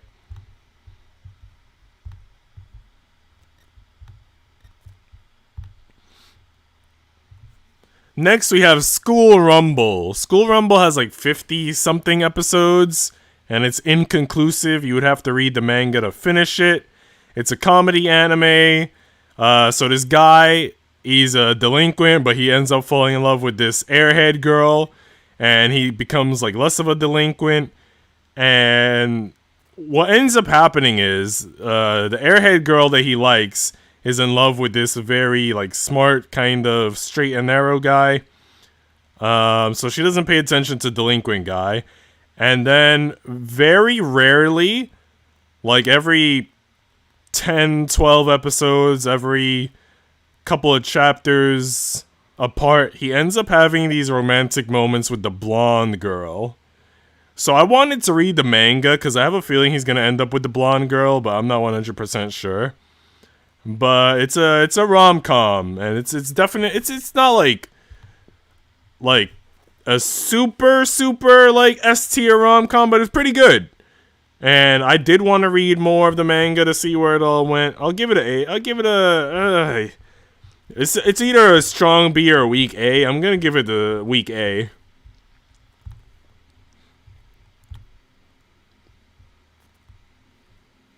Alright, next we got... Damn. I prefer a Samurai 2-in-1. What does that mean? I'm almost finished with my rice, guys. And then when I end stream, I gotta eat soup.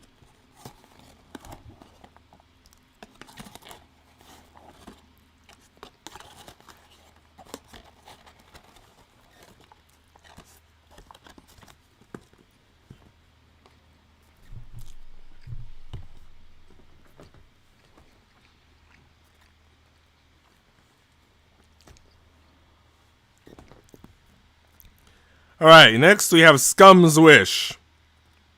And Scum's Wish is exactly what it sounds like. An anime about characters that are all scummy. So there are these two teenagers, a guy and a girl. They're in love with their teachers. Obviously, they can't be with their teacher. So they end up dating each other to use one another. You know, they have 18 plus relations in order to feel like they're with the ones that they do love. It's effed up. They just use one another. And then we find out that all the other characters, including the teacher and everybody, is effed up. Yeah, it's this whole spiderweb of complicated, unhealthy relationships. And I love it. There's Yuri in it, and there's Opie, and it feels realistic to me, because in real life, romantic relationships are effed up. You know, you don't want to, you probably don't want to admit it. You want to think that your Disney romance is out there, but there's no Disney romance out there, guys. Love is, it's a game of baseball, and there's a lot of fouls along the way. You know what I mean?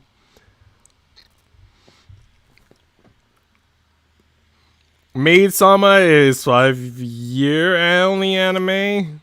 5-something only anime that's made me want to read the manga. Is the only anime, okay. Interesting. There's been a lot of anime for me, Wiggles, that make me want to read the manga. As opposed to a samurai shampoo, Jesus Christ.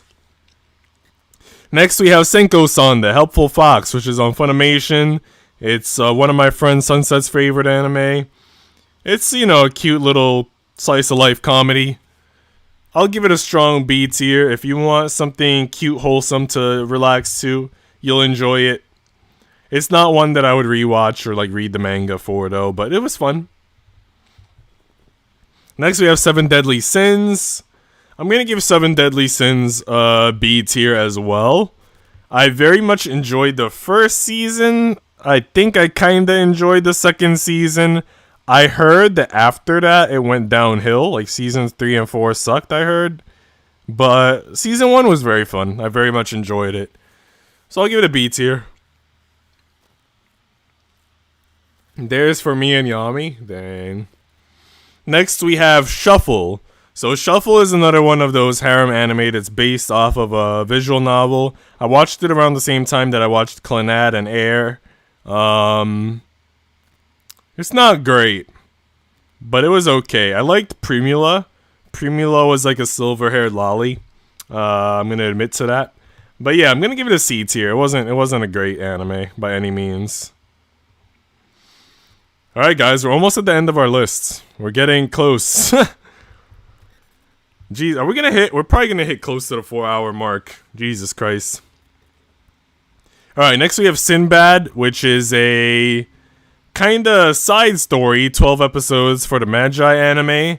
And I enjoyed Sinbad more. It follows the character Sinbad and how he met some of his friends when he was younger, started to gather his crew. The opening song is a banger. I'm gonna give it a strong B tier, which is what I think I gave Magi as well. Because I think like toward the end it lost a little bit of momentum, but definitely an interesting anime for Magi fans. I very much enjoyed it. Next we have...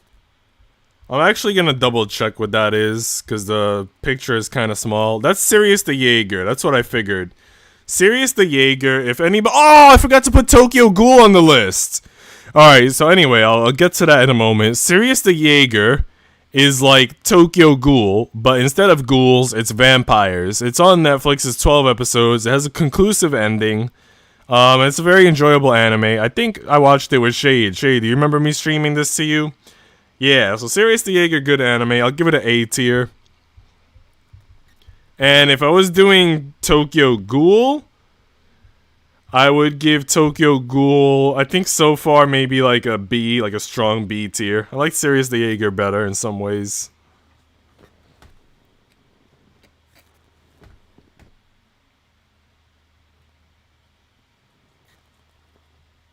The new season is so whack. The new season of what? Next we have Sket Dance. So Sket Dance is a comedy anime. I will admit that it's not for everyone. And some episodes are better than others.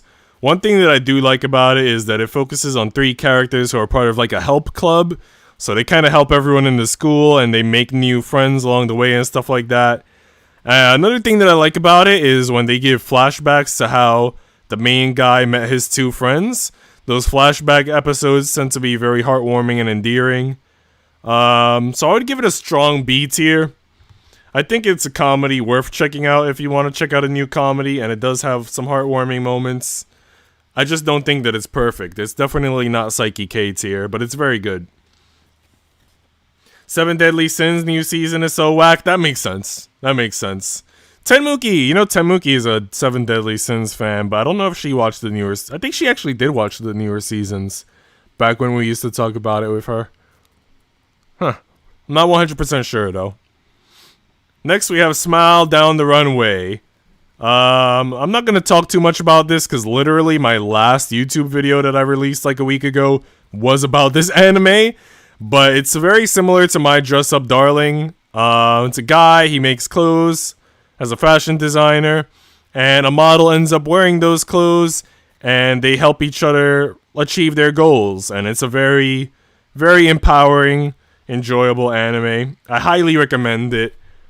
I'm gonna put it in S tier because I enjoyed it a lot, and also because Chiyuki Fujito is in my top 3 anime waifus. So yeah, S tier for Smile Down the Runway. Definitely check it out, and definitely check out my video from last week if you haven't already. Next we have Snow White with the red hair. So I only finished season 1 of this, and I'm currently watching season 2. I was watching it earlier today before I did this stream. So I'm halfway through season 2. And so far, you know what? So far this is an S tier anime. It's a romance anime. A girl, she's a commoner, ends up meeting a prince, and they fall in love, and all the other characters are also very cool, like the bodyguards and stuff. A lot of character development for some of the antagonists as well as the main characters. And it's just a very well written and charming story, and the characters are extremely likable and charismatic. So give it a shot. Snow White with the red hair. I'm currently watching it on Hulu, but I'm sure you can find it on other sites as well. Welcome, Wag. I do not speak German. I also don't remember how to say I don't speak German in German, but I think it was something like Ich non spreche German or something like that. I don't know. It's been a long time, but I used to study German. Not a lot of art for Chiyuki though. Bro, Wiggles, don't hurt my heart like this. You and I have to spread the word, okay? You and I have to spread the word. I remember Snow and a blimp. What do you mean a blimp? What? Ich non spreche German. Mi scusi. I don't know. I forgot how to say sorry in German. I remember how to say thank you and you're welcome. And drink and water. Just random words. So basically my level of German is like my level of Spanish. Me being a stronger Italian speaker. But anyway, back to the stuff here. Soul Eater.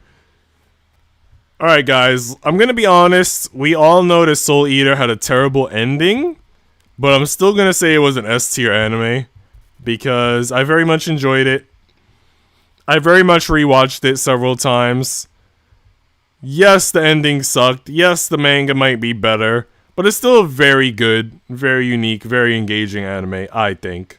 And I don't think I need to say much about it. I think everyone has seen it or heard of it, but basically there are weapon meisters and weapons. So some of the characters that are humans can transform into weapons. And they collect souls to create death size, and they fight witches, and they fight yada yada. And it's awesome. Just go watch it if you haven't. I think it was 51 episodes. My anime to watch list is going to be about 10 times longer by the end of this stream. You know, Aurora, I'm glad, because that's a big part of the reason why I'm doing this stream. Just so, you know, people could get recommendations and learn about content that is extremely enjoyable that they probably haven't heard about yet. So hopefully you're taking notes, or if you're not taking notes, like I said, the timestamps will be in the VOD by tomorrow. But yeah. You asked if I remembered an anime, and that's what I remembered? Jesus Christ. The cat is hot. Wait, what? The cat? Wait, what are we talking about? Oh, you talking about Blair from Soul Eater? Yeah, she is hot. I feel like YouTube chat must be miles behind. I don't know if it's miles behind, is it? I hope not, but it might be. Or rather the stream, I don't know. Alright, next we got Spice and Wolf. I think everybody knows what Spice and Wolf is. Hollow Wolf Girl. It's an economics themed anime. It's very enjoyable, very unique. I recommend watching it. It might not be for everyone, but it definitely is a waifu anime. It's definitely an intelligent anime. I'm gonna give it an S tier. I mean, it's one of a kind. How can you not give it an S tier? S tier for Spice and Wolf. Oh, remember when I was talking about Tsubaki from Genshin? Tsubaki is a Soul Eater character. There's no Tsubaki in Genshin. I remember the third Tsubaki. Tell me more, Wiggles. I'm lost. Alright, next we have Sword Art Online. And I will admit, this Sword Art Online, I've watched 2 seasons, and I'm one of the Sword Art Online haters. Me, Anime Man, and many other people out there. But I know that there are also many people out there, like my friend Nelda, who love Sword Art Online. So it's a divisive anime. I'm gonna give it a C tier. I think that, like, the anime, like, every arc feels rushed. And I guess it kind of has to be rushed, because you can't realistically, like, in Aincrad arc, the first season, like, go through all 100 floors, I guess, of the freaking video game, whatever. But, I don't know, it just feels like a very fast-forwarded anime in a lot of ways. Kirito feels needlessly overpowered. Big fans try to justify why he's overpowered, but other people who aren't big fans make good arguments to why it's not realistic and just not well done. So, yeah, it's very divisive. People argue both sides of why it's good, why it's terrible. I'm just not impressed. Not gonna lie, I've actually been writing a list while watching. I'm glad. That's the smart move. Do you mind sharing which of the titles have stood out to you so far? Because I'm curious. What are some of the titles, if you don't mind sharing, that you're gonna check out? The Weapon Girl from Soul Eater. Yeah, Tsubaki. She's Black Star's partner. She's hot too. Spice and Wolf is the gateway to being a furry? That's actually not true, Aurora, because, like, in order to be if they just have like a cat girl tail or cat girl ears, it doesn't count as furry. They have to be like either like halfway furry or like full fur for you to be a furry. But if it's just like a tail or just ears, it doesn't count. There's a Genshin Tsubaki, Ayaka's mom. Oh, well, we haven't seen her yet. I'm in the middle. Middle of what? Malcolm in the middle? Alright, next we have Sword Oratoria, which is what I believe Wiggles watched, the Danmachi side story that focuses on Ai's Valentine. That was a very enjoyable anime for me. I'm gonna give it a strong A tier. And one thing that I like about Sword Oratoria, not only the fact that we get like insights into the lives of these characters that we wouldn't have otherwise gotten insights to. That's one great thing. But another great thing is there's some Yuri in it. Like, one of the freaking characters, like, you don't realize how Yuri she is until you watch Sword Oratoria. And you guys all know I'm into freaking Yuri, so I enjoyed Sword Oratoria, needless to say. Alright, next I have Teasing Master Takagi-san. I don't really remember it all that well. But everybody knows what the gist is. She likes the boy, she teases him, they end up together, yada yada. It's cute. I'll give it a strong B tier just because it's fun, you enjoy watching it, but I think the episodes aren't that memorable like a year later or years later, because I really don't remember like any specific scenes that stood out to me. So I'll give it a B tier. Our next anime is an anime that I will talk about in a future YouTube video. It's I don't know, like a drama, like a romance drama maybe? But it's called The Day I Became a God, and it starts off very like positive and relaxing, and it's like a chill anime. And then it takes a very dark turn, much like one of the other anime I talked about earlier, Real Girl and some of the others, I guess.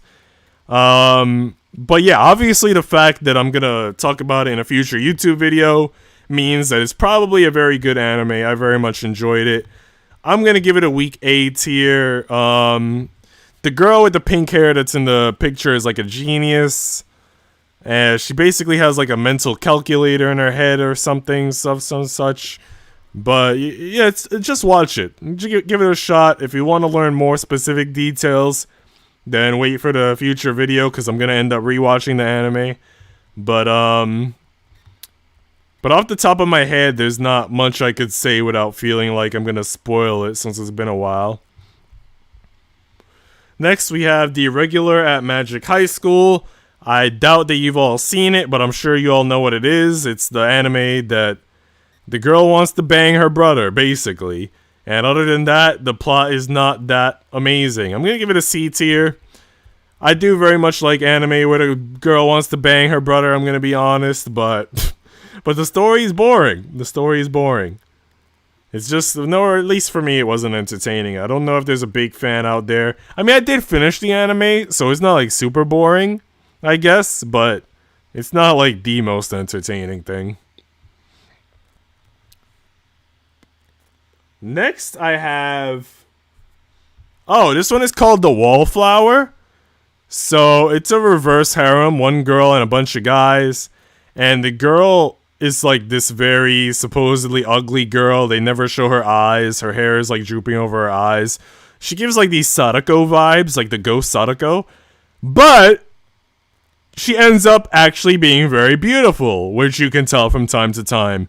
So all these guys end up in love with her, and yeah, I think the title says it all, the wallflower, if you know what wallflower means. She's very shy, people think she's ugly, but she ends up being beautiful. It's an anime for girls who want some husbandos, and it was pretty good, but it wasn't like super amazing. I'll give it a strong C tier. Next we have, I believe, This Ugly Yet Beautiful World. And that's going straight into the can't recall column. I don't remember anything about This Ugly Yet Beautiful World.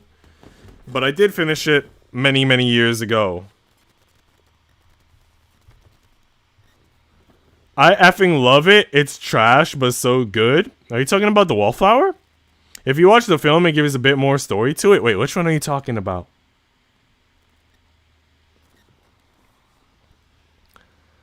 Next up, Tolovru. Alright guys, we already know where Tolovru is going.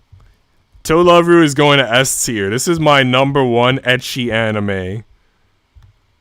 I don't care what anyone... I don't even think I have to talk about it because everybody knows what it is. You guys all know Momo Deviluke. You guys all know Golden Darkness. You guys all know Tolovru. But it's freaking an amazing ecchi anime, a classic. You guys got to see me unbox 2 figures from it on my $1,000 unboxing stream. Both a Momo and a Nana. And you might get to see more in the future. Next we have Tokyo Ravens. If you watch the film... Okay, I read that. Next we have Tokyo Ravens, which is kind of like a sort of dark, fantasy-like, suspense comedy. It's a weird one to describe, but they have magic and stuff, and you're gonna have to watch it for yourself because it's too hard for me to describe unless I like really rewatch it and try to write a script. I've seen it like 5 times. I've rewatched it many times, but it's still hard to describe.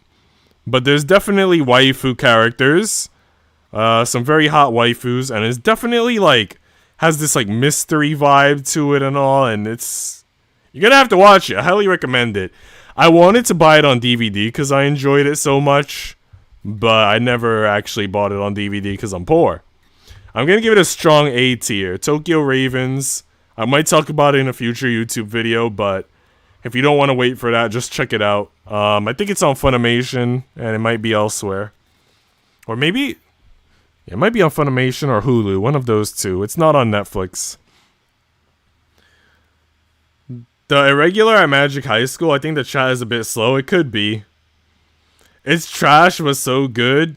Yeah, I gave it a C right now, because I don't remember too much about it. It's definitely trash. But I definitely like the I like the fact that she wants to bang her brother. See, I'm somebody who doesn't have siblings, so that type of trash like appeals to me. If I had siblings, I probably wouldn't enjoy it, but I don't have siblings, so that type of trash amuses me.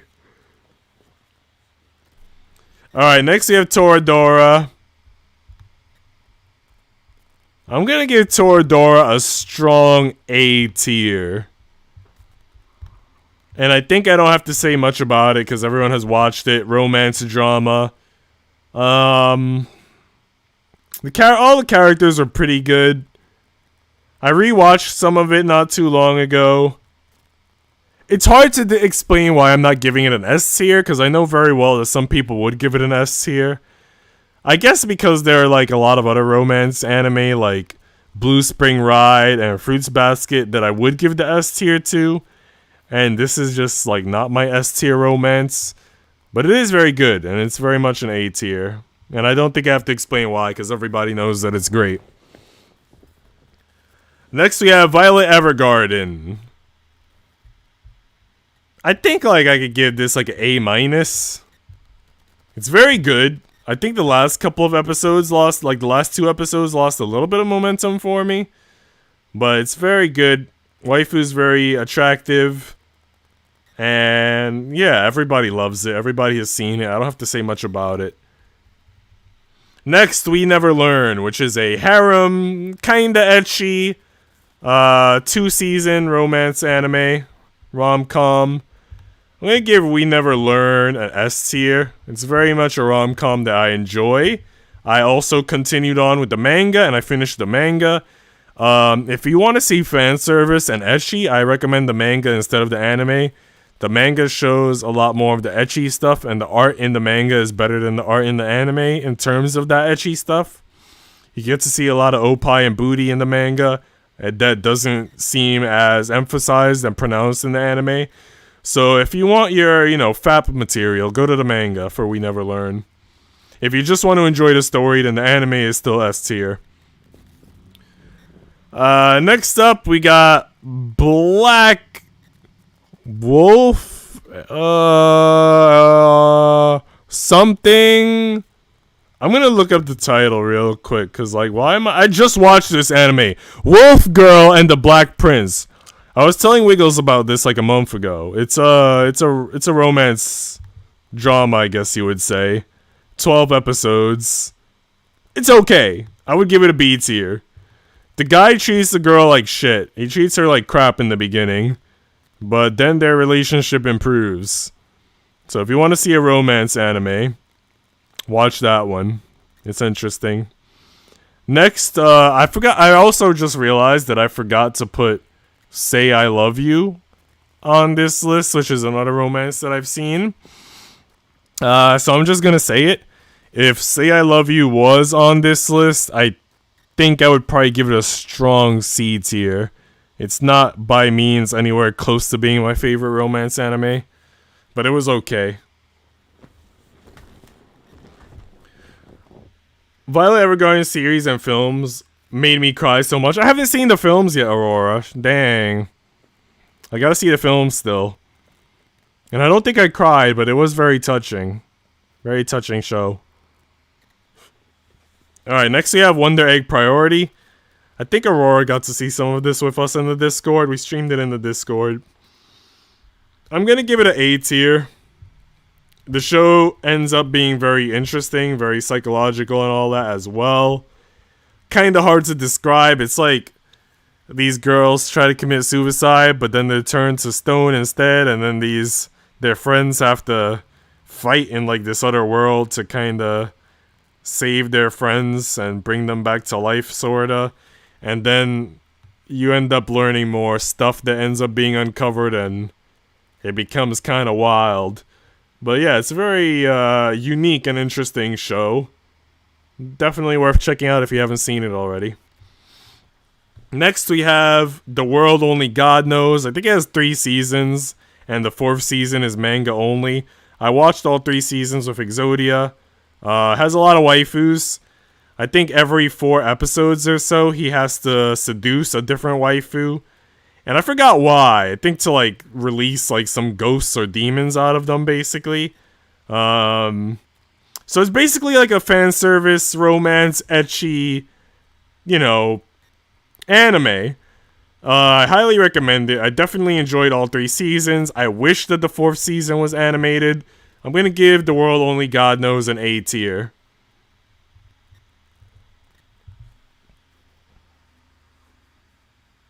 OMG, you need to watch the films. I've wanted to watch Violet Evergarden. Wiggles, watch the anime. And then if you want to watch the films with me, let me know and I'll stream them to you on the Discord. And we can watch them together. Wonder Egg was so strange, but very cool. It was extremely strange, but also cool. I really recommend Violet Evergarden. Hell yeah. Alright, guys, our last 3. Your Lie in April. I think we don't have to talk about this too much. We all know it's at least an A tier, if not S tier. I think I'm going to give it an S tier. And you guys all know that this ended up being a very emotional and sad anime toward the end. It was a very engaging and enjoyable sort of romance, also music anime. One thing that I like about it that I think most people don't mention about it, because everybody just focuses on how it breaks your heart. But one thing that I really like about it is that while I was watching it, I think it gave me a newfound appreciation for pianists. Because just watching them, like, you know, work hard on, like, all making music and, like, performing in front of people, I found it inspiring. And I found that it gave me a newfound inspiration, a newfound admiration, not just for pianists, I guess, but, like, musicians in general. So I very much appreciated the anime in that regard.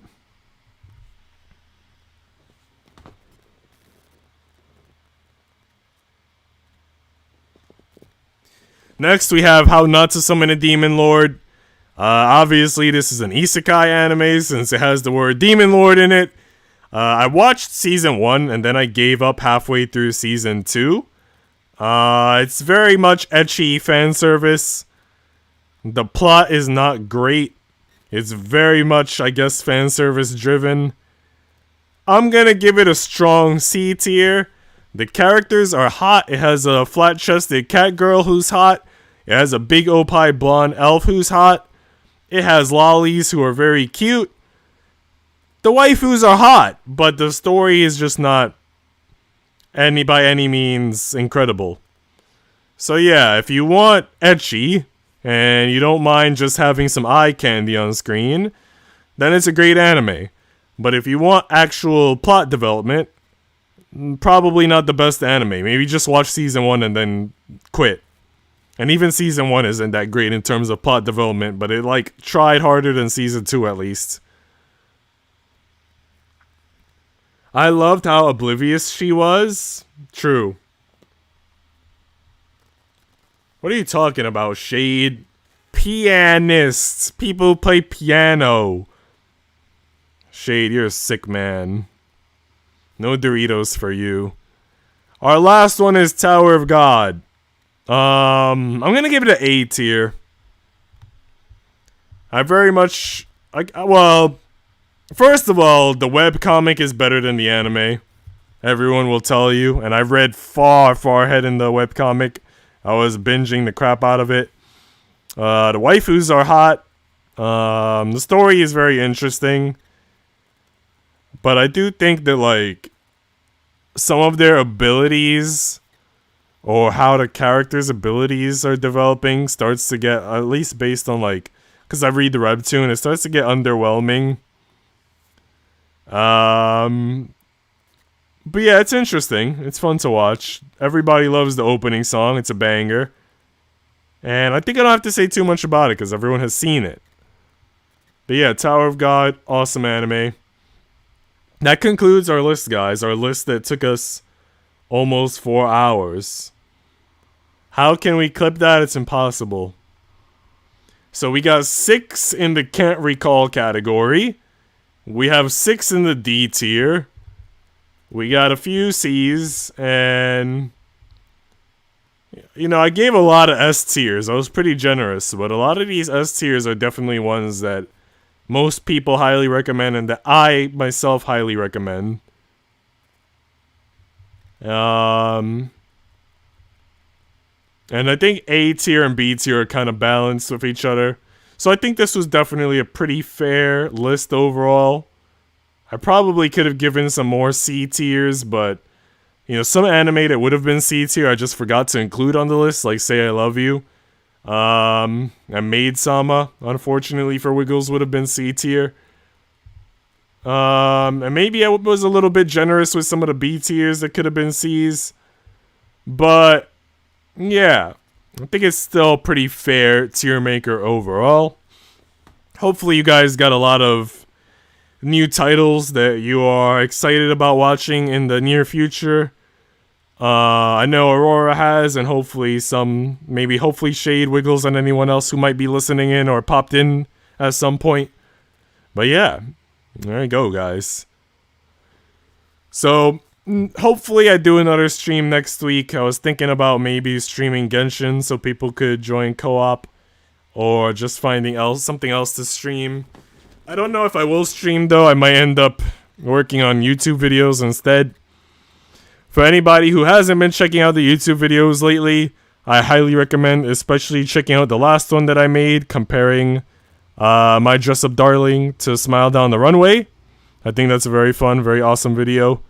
I know Wiggles enjoyed it. I enjoyed making it, even though it was a very, very intense grind, 3-day grind of nearly non-stop dedication to creating that video. It probably took over 30 hours to make, just mostly because collecting the clips took forever. I had 78 clips in that video, so that was pretty big, and then editing and all that. So yeah, it's at least S tier. Nah, man, nah. But anyway, guys, yeah, I hope you all enjoyed, and there will be timestamps in the VOD.